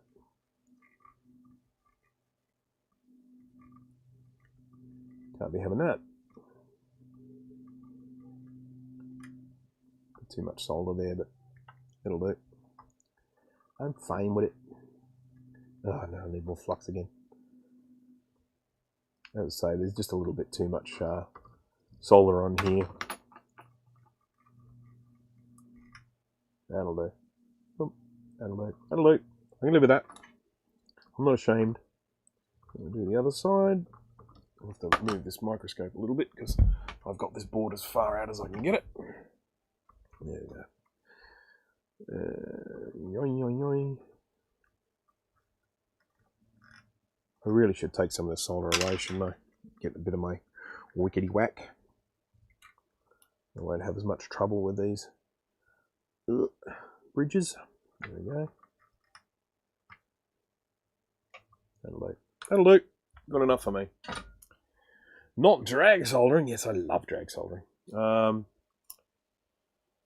Okay, where are we? Oh, here. Sorry, there's a bit of chatting going on here. Okay. What's Apple going to remove the SCSI control and clean under it? No. No. I am absolutely not going to do that. Do 15 composite video. Okay, good. Okay, no worries. It's all good. Does anyone know the cause of G4 cube PSUs to fail? Look, I don't have one, but typically power supplies generally do fail because of capacitors. Okay, so now I was actually just mentioning when I found that when you look at a component such as this, which is whatever it is, 160 pins or something like that, something stupid, a lot of pins. In the early days of soldering, I would have looked at that and I would have just been like, no way, horrified. If I try and remove that or replace it, I'm going to destroy it. But I look at that now and think, yeah, no, I could do that, no problem. I'm not going to because I don't need to. But and that's just something that comes with just the general practice, doing these things over and over, getting the repetition. So I'm hoping that might be the cause, that little bit of solder jammed in between those two pins. I don't know, but that's the SCSI chip, and the SCSI was the problem with the computer. So, and of course, this is one of the reasons why it's really good to keen. Okay, well, this is the one where I scraped all the stencil off, but it's okay because I've still got this here, even though I don't have the plus sign. I've still got the little beveled edges here.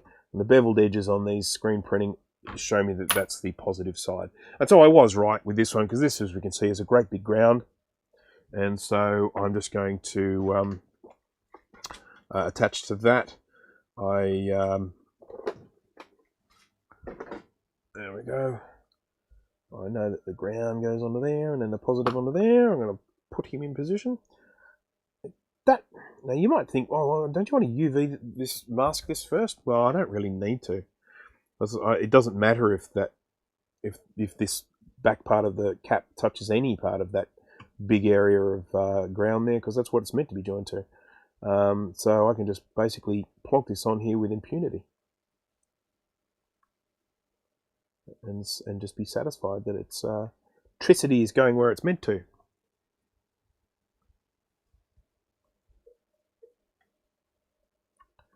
This is the one problem, though. All that solder's running away. Run away! There we go. Let's try that. That'll do. That'll do, eh? That'll do, pig. Right. How do you heat all of those pins enough to remove it off the board? That's a lot of pins. It's very, very true. So, there are a couple of ways of doing it. First of all, there are actually hot air station nozzles that are designed to actually project the air out onto 4 sides. So you get the nozzle, you stick it on there, and it actually blows out the air on 4 straight lines. So you get one that's approximately the size of the chip. You just hold it above it, and it manages to hit all 4 sides at one time. If you're not that fancy like me, I'm not that fancy. You can just generally use the hot air and just use it in a circle, around and around and around and around on those pins. It's not ideal, but it does work. What happens is the heat ends up heating up the board. The board actually holds the heat, and then that's enough to just melt the solder, and then you can just lift it off. Putting it back on is a lot easier, but yeah, getting it off is a bit of a pain with that one that big. Right, we shall continue. All of the rest of the caps on this one now are 47 microfarads, 16 volts. So I don't really need to spend any time thinking about which cap goes where. If I see an empty spot, I'll just put a 4716 on it.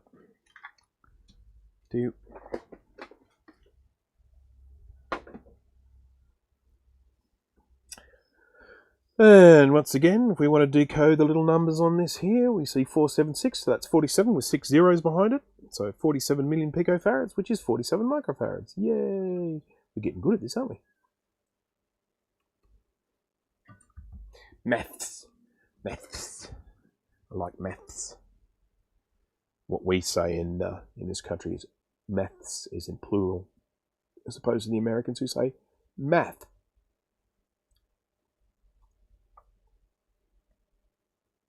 Singular. I would say, I am not good at maths, rather than I'm not good at math. Now, of course, that would be a lie, because I'm actually pretty good at maths.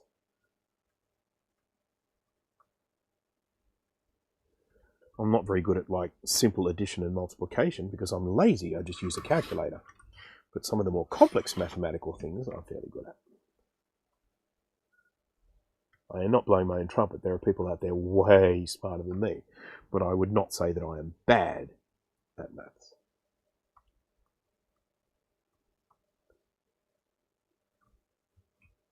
Like my sister, for example.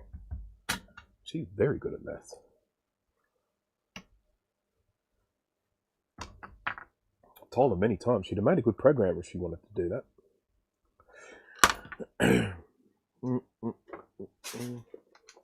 Be right back. Okay, Steve. I'll just kill time till you get back. I promise not to say anything interesting. Yeah,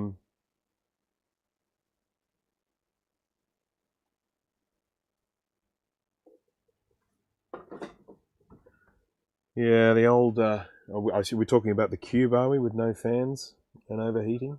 Yeah.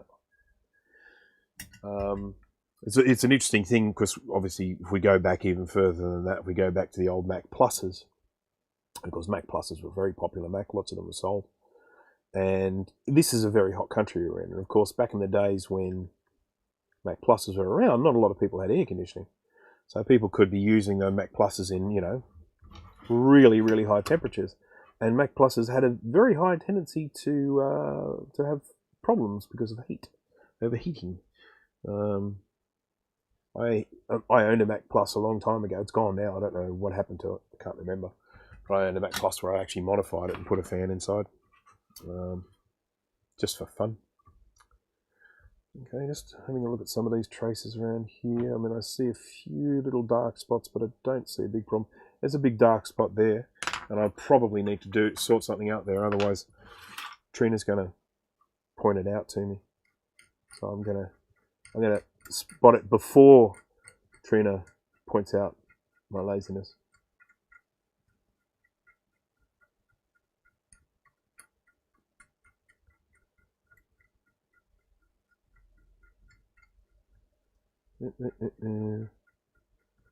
Now, I did ask this before, Trina, if you're still watching, and I realise you may not be.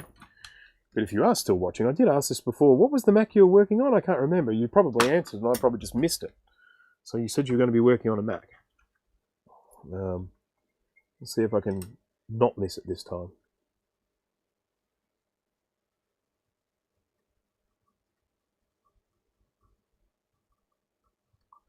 There we go. Looking better.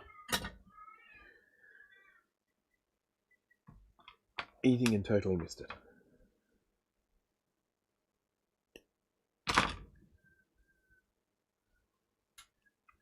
Okay, just going through, looking back from Taco Bell. What did I miss? Oh, all sorts of exciting stuff.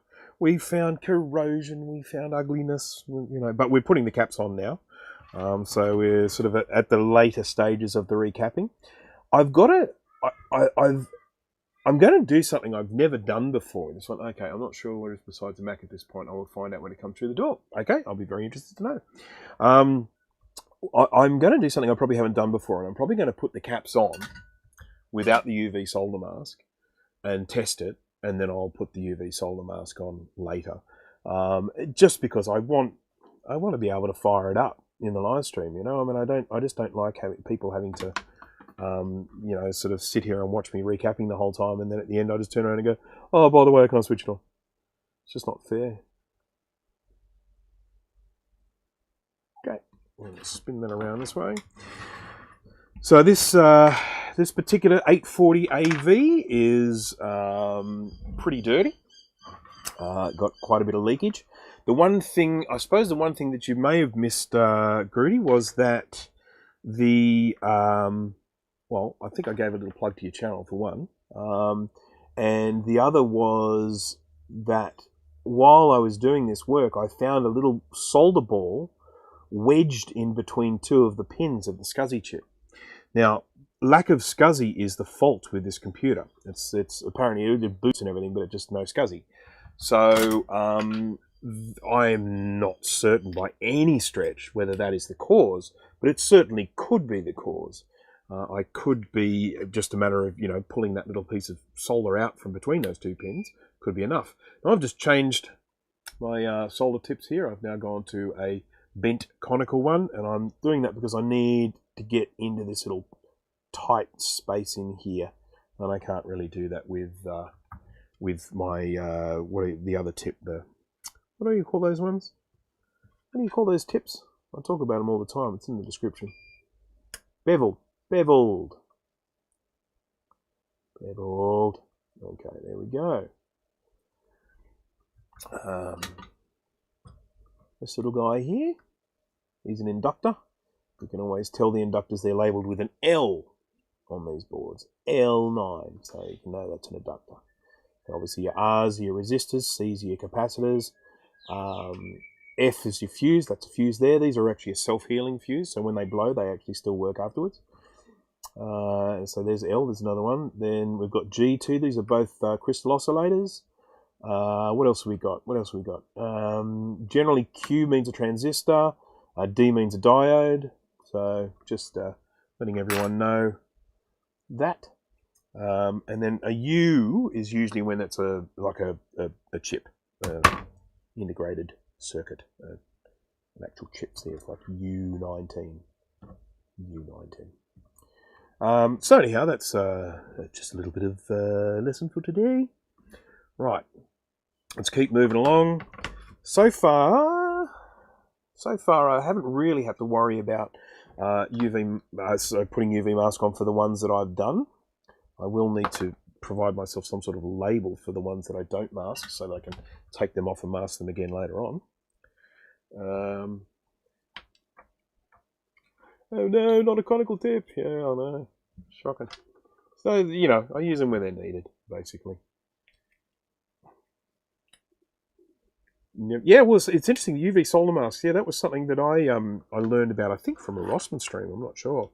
I mean, obviously, it's something that people would be far more familiar with if they're actually building their own boards, because they use UV solder masks for that. There is other stuff that I can use. There's, excuse me, this stuff here, which is conformal coating. It's a clear stuff. It's really viscous, and you can paint that on there, and then you let it dry. The downside to this stuff takes like 24 hours to dry, or certainly a very long time. So the UV solder mask has the advantage that once you get the UV light on it, it dries. So I've got other stuff as well. I've got this. It looks like a very brash nail polish, you know, one that maybe a woman of the night might wear, but this is actually a type of, what do you call it, thread locker. Creates quite a strong coating, basically like nail polish on things. And you would use it as a thread locker on things where you want it to be clear that it's been busted. You know, if you've got a screw on a board and you want to stop, you know, if you've got a screw that might be part of an adjustment and you want to hold that screw in position so it doesn't move, you use that. The other thread locker stuff tends to work, what do they call it, anaerobic.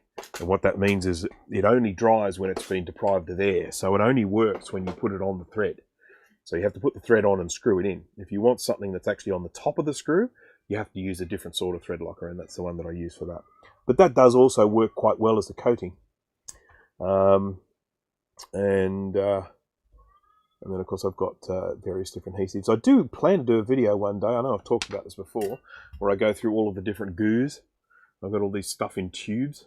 I'll tell you one thing, it's always great to have in a toolkit. This stuff here. Conductive electric paint. I don't use it for these sorts of repairs, but I use it for things like remote controls. You know, when you have remote controls and they have those rubber buttons, and you know, like it's like a big strip of rubber, and then they have like little coppered pads on the board of the remote control, and then when you press the button down, a little circular bit pushes down on that pad to create a switch, to create a little contact there. So I hope I'm explaining myself. I hope it makes sense what I'm talking about. I probably do have one over here I can show you. That conductive paint is great for painting on those little rubber bits on the underside of the buttons. Do I have a remote here somewhere? Yeah, here's one. This is really scungy, of course, but this is a remote control here, and I see. See how easy I get sidetracked. It's terrible. Sorry, guys. Okay, so you have these. These are your buttons. Well, I should put this on the side view. So these are your buttons here, and you press those down, and then you have these little metal points here that the buttons make contact with, and then on the underside you have these little circular bits. Now you can sometimes, when these remotes get a bit rough and they're not making contact very well anymore, you can get what do you call it? You just get that conductive paint, and you paint it on these little circles, and it just completely brings those things back to life. The buttons just become super responsive again. So, just a good thing to have in your toolkit. Okay, good night. See you later, Zombie Geek. Thank you for joining. Sorry if I'm too late to say goodbye. Could the solder ball have caused the SCSI chip to burn out? It sure could have. We'll find that out. GT, hello. Welcome to the stream. Thank you for joining. We've got almost a full house of Mac hackers now, don't we? Just need a couple more and we're all there. Wow. I didn't clean that very well, did I? What's all that about? It's a shocking job. You can't see it. There we go. It's going to. Now you're not going to get to see it. You're just going to get it cleaned up. I clearly never got around to cleaning this one, so I'm doing it now.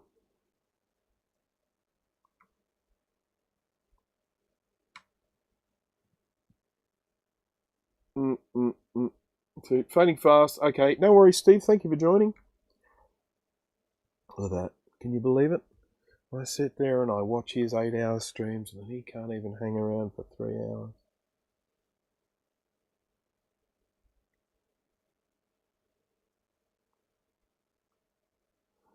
Okay, just clean this one up. Now this is one of these ones with this trace running down the middle, which I'd really love to get a bit of UV mask on. But as I said, I just want to get this one together, so I'm going to put a cap on there, and then I'll just put a scribble on it, and it'll be one that I'll whip off and I'll UV mask later on. So, I mean, I'm fairly confident that I won't create a short here, but I just think it's always better if you're going to have a component over top of something like that to have it masked off. So just me be super careful. As I say, I'm going through these ridiculous lengths because I do want to test this out while the stream is still going. I've still got an hour left before I have to actually leave, so it's not to say the stream is going to go for another hour. I'm hoping I'll actually be finished before then. But yeah, I just want to. I do need to be done by 2:30. 2:30 my time, of course.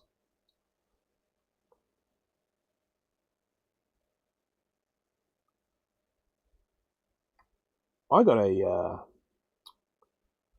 oscilloscope yesterday. Haven't had a chance to do much with it yet, but looking forward to using it for some of my repairs. Oh, geez, that doesn't look too pressure up, does it? Love you too, Bruce. Oh dear. He knows I'm joking. He knows I'm joking. And I have absolutely no issue with people having to disappear once it starts to get late. I mean, I'm not that much of a night owl. I mean, I am to some extent, but certainly not in the same league as people like Jay and Dana and Steve too, for that matter. Who, you know, sort of, I'm chatting to them, you know, from here in Australia, and I'm, you know, just talking to them at whatever it is. It might be 5 o'clock my time, and their time it's like 3 in the morning. And it's like, guys, come on, don't you need to go to bed? Okay, so we've got that there, that there. We've got another one here. Trina's going as well. Okay, see you, Trina. Thank you for joining. Yeah, I knew people would start dropping off. I do apologise. I would have liked to have started earlier, but you know, such is life. Still, 35 people still watching, so thank you to everyone who is watching. I hope I'm managing to keep you reasonably entertained. I know there's a lot of repetition involved with this stuff, which can get a little bit dull. But once again, the invitation is always there if people want to ask any questions or anything like that. Just jump onto the chat. If I miss the question, just put an, you know, at Brankus Creations at the front of it, so it comes up yellow for me. You can see it there. But as I say, always happy to answer any questions you might have about equipment or about soldering techniques or about Macs in general. Or about how the operating system used on the Quadra 700 in Jurassic Park was not a Unix system, even though she said it was. She said, I know this. This is a Unix system. And it wasn't a Unix system at all.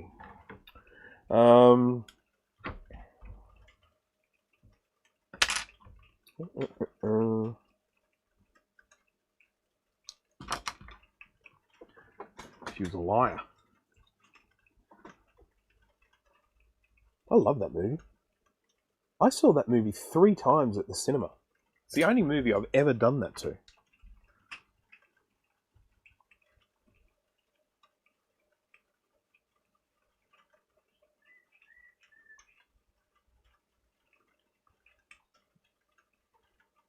Good gracious.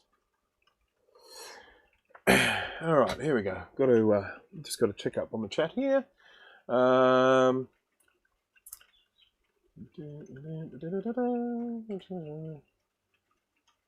only watching because I get paid to be here.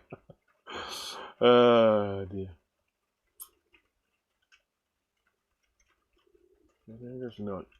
Can a RAM-ROM issue cause a checkerboard on a Mac Classic? The machine has been recapped. Yes, ultimately it could be. I mean, obviously with a Classic, the ROMs are soldered on the board. They're not a separate SIM like you would have on an SE30. So, for instance, on an SE30, and you are getting garbage going on the screen because of the ROM, you know, you could definitely blame that on the ROM. So, it's unlikely. What I would be more likely to suggest with that is the problem is related to either gunk left behind from the capacitors, damage caused by the capacitors, or problem with the recapping. I say this all the time. If I have a computer that doesn't work after it's been recapped, the very first thing I do is check the recapping over and over again, because chances are the fault... It's a different story if the computer didn't work before, because then it could be all sorts of things. But if the computer worked, and then you recap it, and now it doesn't work, you know that there is a fault in what you've done. There's a fault in the recapping. And it is so easy to accidentally create a short, or just have the joints not making proper contact, or whatever the case may be.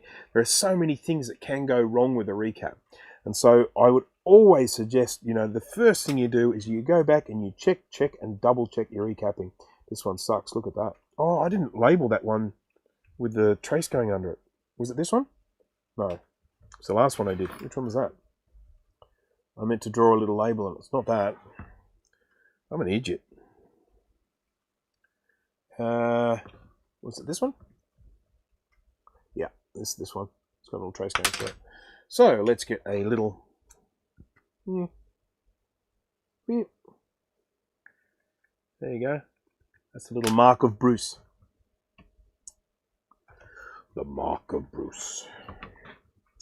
Okay, so a couple more here. So I need to be careful with these to make sure I don't accidentally create a short. And as I say, I am going to remove these two afterwards and put them back on again. All seems a little bit excessive and unnecessary, but anyhow.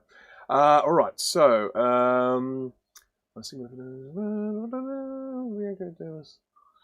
System sitting on the same desk as the Q700. Yes, there was. Well, no, hang on. No, I'm not sure there was. The SGI system was used in the.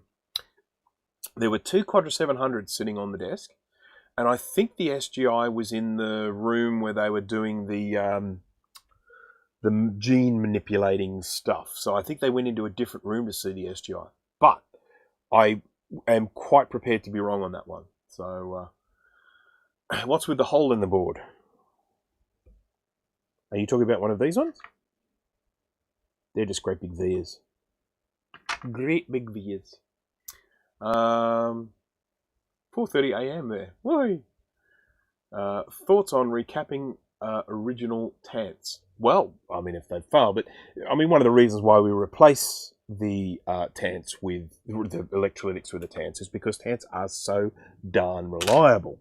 So sure, they can fail, and that, but generally the TANTs on these don't fail. I mean, I'd replace them if they did, but they're just so reliable. A lot of the time when these TANTs fails, you can tell because they get cracks in them and stuff like that. So tantalum is a particular mineral with a very, very high melting point.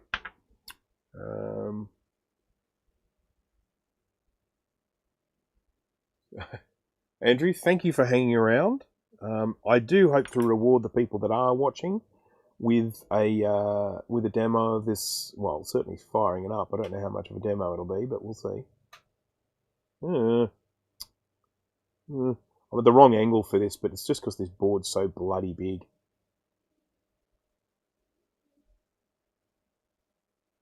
It's better. Okay. I'm using my finger instead of tweezers. Terrible. That's all right. Let's get rid of that excess. Because you know what? They call me Mr. Neat. They don't. No one calls me that. Not a single soul.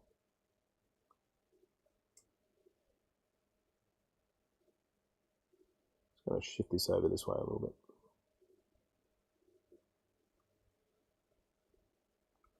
Okay, I really don't like putting these caps down like this, but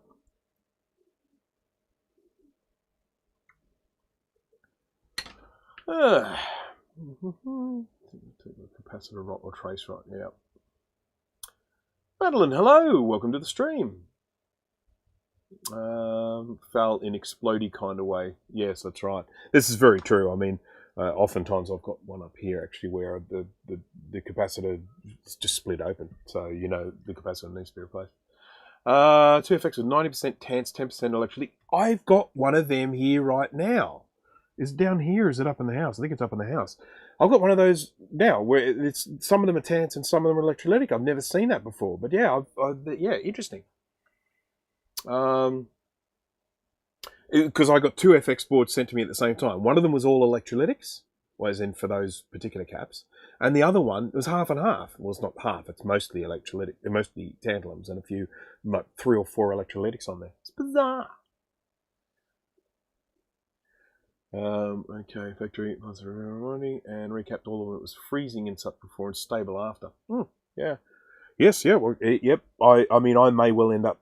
I mean, this person's paying me for a recap, so I may as well replace all of them anyway.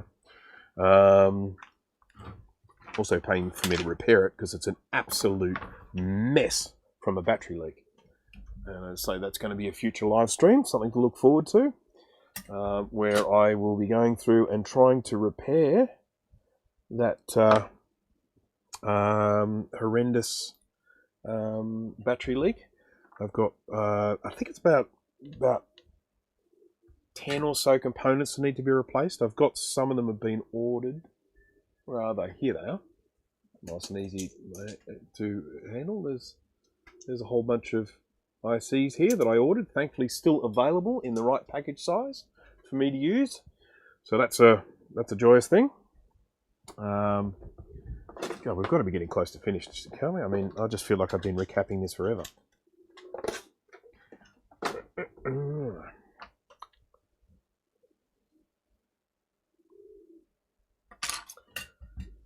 So yeah, I've got to replace a few resistors, a couple of capacitors.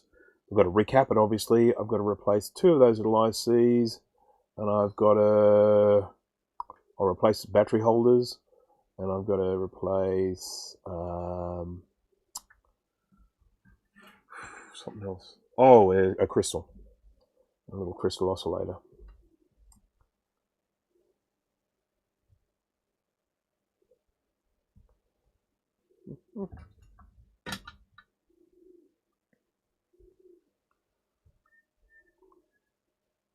Okay, fixed subscribers. Manufactured week of release serial number 187. Okay.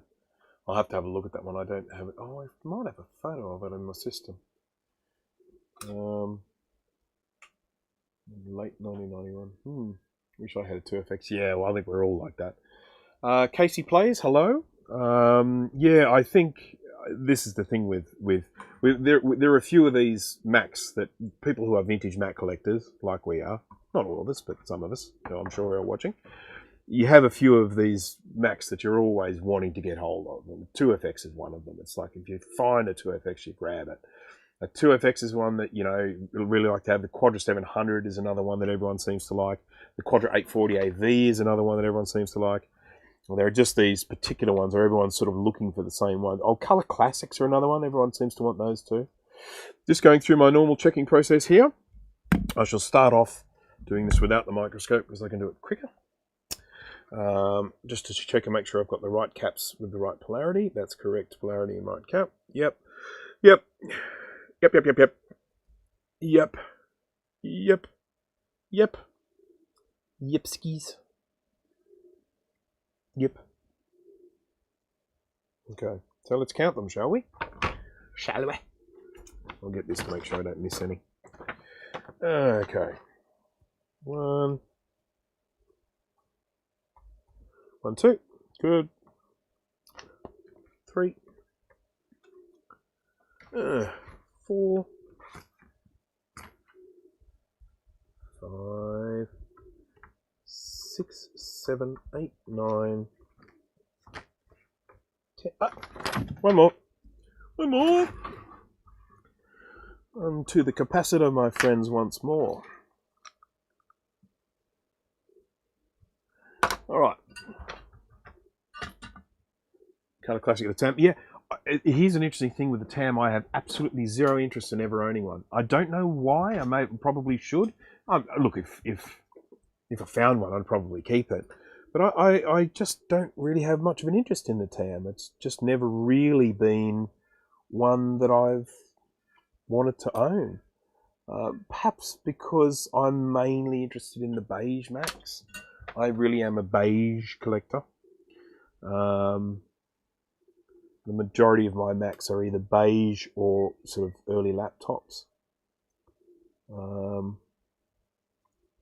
This is another one that's going to have to come off.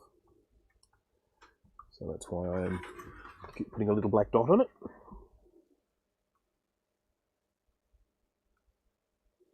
Okay. Oh, Jay is off. I must depart. Good luck. Thank you, Jay, for sticking around, and thank you for the little regular advertising you do pop up on there. I do appreciate it. Okay.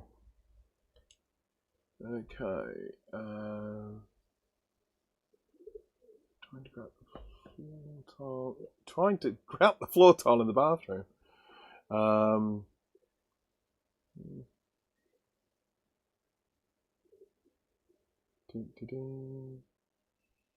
Don't really like the look of the TAM myself. I just don't think the TAM is that well designed. Yeah, look, I know I'm not alone with my feelings on the TAM. You know, there are a lot of people that sort of feel the same. But as I say, if I had one, you know, if I got one, I'd probably keep it. But okay, so let's try and do this count again, shall we? Shall we? Right. So 1, 2, 3, 4, 5, 6, 7, 8, 9, 10, 11, 12, 13, 14, 15. That's how many I should have. All right, so that's good enough for me. C is for cookie. Right, I need to just think about what I'm going to do here. So I've got to get the ROM and RAM in here. Now, just so that we're clear, this is still really quite grubby. So don't get too upset if it doesn't start, because it's just really, really dirty.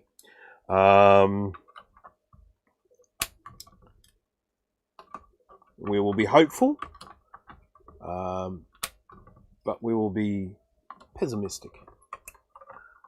Hope for the best, prepare for the worst. That's what I say.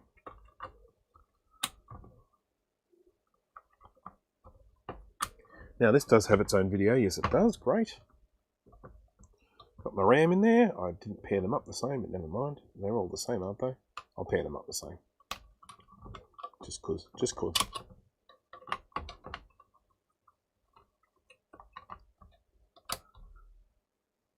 Okay.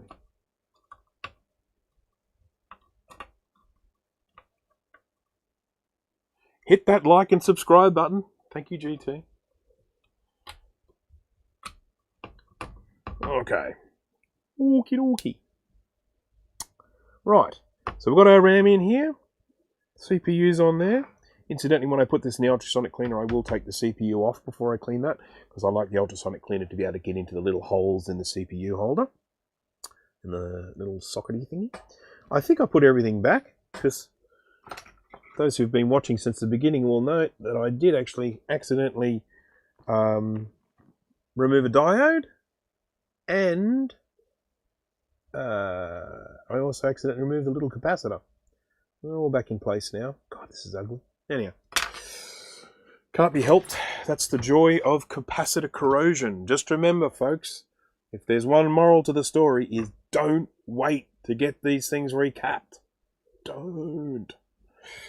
Right, I have got myself here a trusty little SCSI-2SD version 5.5, and it's a lovely little holder. This is the hard drive I'm going to put in. Now, some of these Macs, if you don't have an internal terminator, they won't boot from the external. So we'll see if that happens. I'll have to plug in a hard drive or something like that. The hard drive doesn't even need to be on. It just needs to be providing the termination. I've got that there. Now, I've got a power supply here. It's a monster, this thing. Look at it. The size of that power supply. Whooshka. Okay, so I'm going to plonk that there. Where am I going to put this? Far out. It's got a... Maybe if I go that way around. Yeah, got a bit of space there. You can move.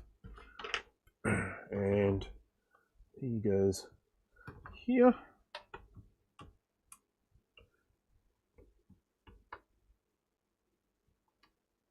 Come on, come on.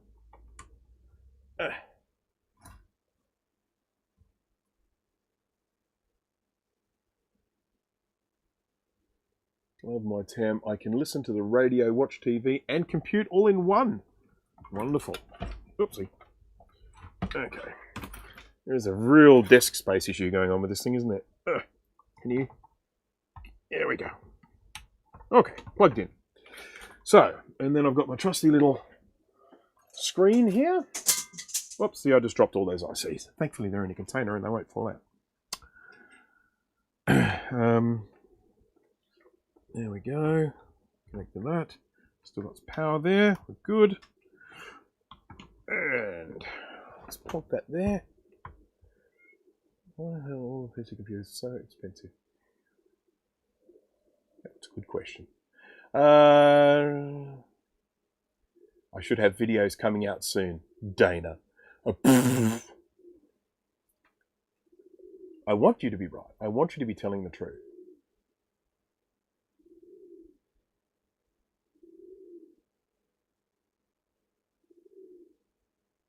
Many vintage collectors think capacitor damage is a myth.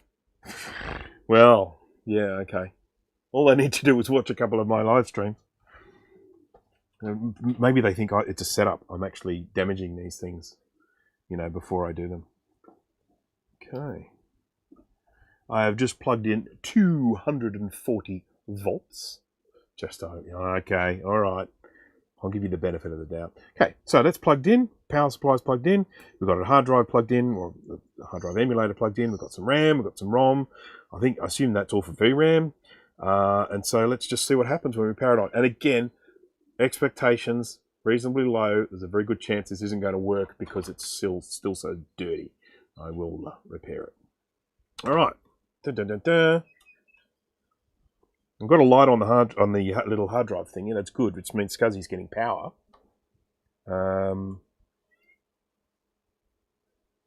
Got some RAM to check there. And of course, there's that old 840 AV issue that we've discussed many times with poor Steve. Oh, look at that! Got a screen. Where you fire these up and you can tell you're getting power through there, but nothing boots. Okay, I've got a little cursor. Always love seeing a little cursor. That's always a good sign. But once again, I am expect. Oh, look at that! You can't see it. What am I doing? You can't see that at all. It's just a great big blob of white. Can I turn the brightness down? Brightness. Down. Oh, up. Brightness down. Oh, far out. Brightness. Oh no, okay. Now, there we go. Bringing the brightness down. Hopefully this will make it a little bit easier to see. Oh, it's not that good, is it? Okay. All right. Bear with me just a second. I'll be right back. I'm not going far. I'll still be audible. I just won't be able to see me. You know I'm here, but you just can't see me. Okay, and then we'll just do a little bit of the old. Whoops, that's auto iris, manual iris. That way. There we go. Going to be a little bit on the dark side there, but at least we can see the screen now. So there we have it. There is a Quadra 840 AV. All fired up and booting from the SCSI.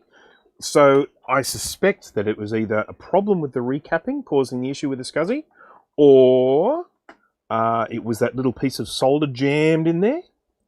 But this is a very good outcome. I'm very, very pleased. So I haven't got a keyboard plugged in, which is why this mouse isn't working. If I do plug it in, remember folks, don't ever plug in a keyboard while it's powered on because there is voltage in it. So you're not watching me plug it in now while the power is on. Someone else was doing that. Okay, so there we go. Let's go about this Mac. I'm trying to do this on my leg, the mouse that is. And 40 megs of RAM. How about that? Does it have onboard RAM? I think it might. I'm not sure though, because that would make them 10 each. They can't be 10 each. They don't make 10 meg sims. They must be 8 each, and then there's some onboard RAM. So there we go. Nice little 840 AV icon there. Isn't that cute? That's so cute. Shall we just run a quick little speedometer? I always love a bit of a speedometer. I'll have to blow the CPU so it doesn't overheat. Not yet. I'd love to register it, but I don't think the company exists anymore. Run all tests. Apple R. Oh, what? What have I done? Oh, yes, that's what I want. No, I don't want tests. I want... Is that... Huh? It's A, I think. Isn't it A? A. There we go. Are you sure you want to do this? Yes, I am. Which drive will I use? Well, there's only one, so it's going to have to be this one. I generally use System 7.1 for all of my testing. The reason for that is it works on so many different Macs. So 7.1 will even run on a Mac Plus. So I can go all the way from a Mac Plus right up to some of the later computers. I think even into the some of the Power PCs, I think will still run System 7.1. So I have this operating system on here, which I do plan to share with people. I apologize for not having done that yet. I've talked about it before, I know. Sorry,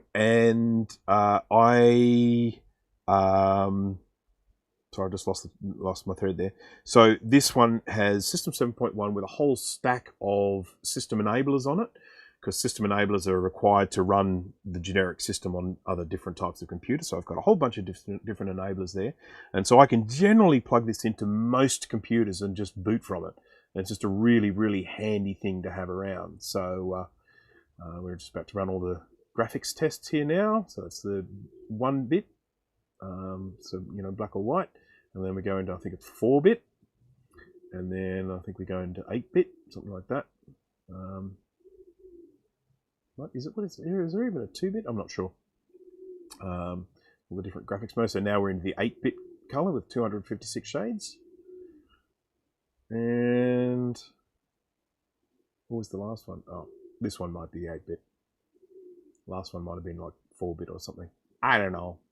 How much total RAM can you put on a Mac 2CI? 2CI has 4 slots. Does that sound right? I think you can stick 64 in each one, which would mean, no, sorry, 16 in each one. 16, 32, 64 megs of RAM. Does that sound about right? 128. There are 8 slots, are there? Yeah, okay. See, I remember these things terribly. Tests are done. Da-da-da-dun. Da-da-da-da-dun-dun. Let's just see how it stacks up against other Macs. It's really hard to do this on my leg here. Let's go. Is it? No, it's a system comparison. There we go. Well, and we'll open up machine records, and then I can select on the right here. I'm going to select. I don't know. We'll compare it with the. We'll compare it with, say, Quadra 700. It's a Unix system. There we go. So I can barely see that. I'm going to have to stick my bald head in camera here. So yep, okay. Well, there's it's doing well. It's certainly way better on the math stuff. So yeah, went quite well. 2-bit, 4-bit, 8-bit, and 16-bit. That's what it does with the color test. So there we go. That is what I call a successful recap. As I said before, I am now going to have to go in and undo some of my recapping because I want to get UV solar mask underneath some of those caps. So I'm going to just whip off, I think there was only 3 or 4 that I've got to remove now. So I'm going to whip those off, clean it all up, make it all look nice. I'm going to drop this into the ultrasonic cleaner. I'm going to get it looking like new, and I'll continue with some more tests. I want to test it with an internal SCSI as well. But the fact that the external is working is a very good sign to me. So I think we're all good to go on this one. And let's just have a quick look at catch up with the chat before I disappear off into the yonder. Thank you, of course, to everyone for sticking around so late. I do appreciate that. Scarlet Swordfish, have I said hello to you? Hello. Right, so featured you in one of his videos. Okay, mods. Yeah, Rick K Mods has been on Computer Clan before, I'm sure of it, as have I, and as have Steve. So because we're just, you know, we're the Maciac legends, you know. Nope, there's no built-in RAM. Okay, well, so so that means if I've got 40, that means they are 10 megabyte sims. Never even heard of a 10 megabyte sim. This is crazy. There you go. Okay. Charles on Mac Attack.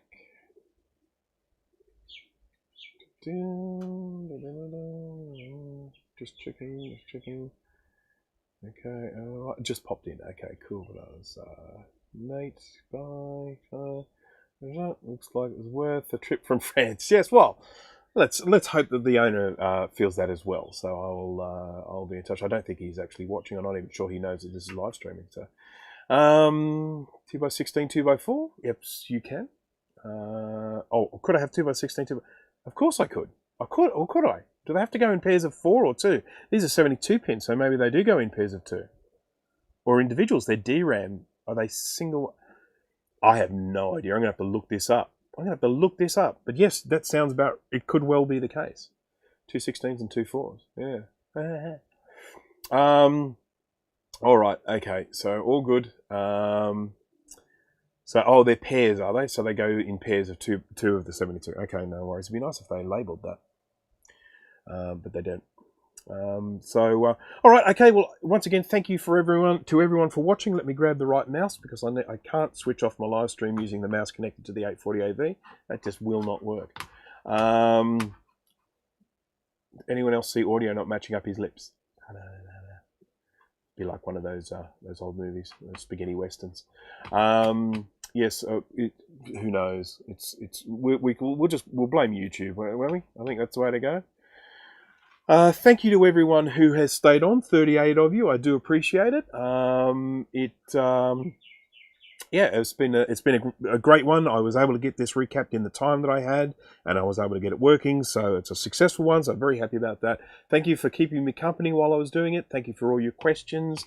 I do appreciate it. I will be doing lots of streams coming up because I've got so many things to recap at the moment.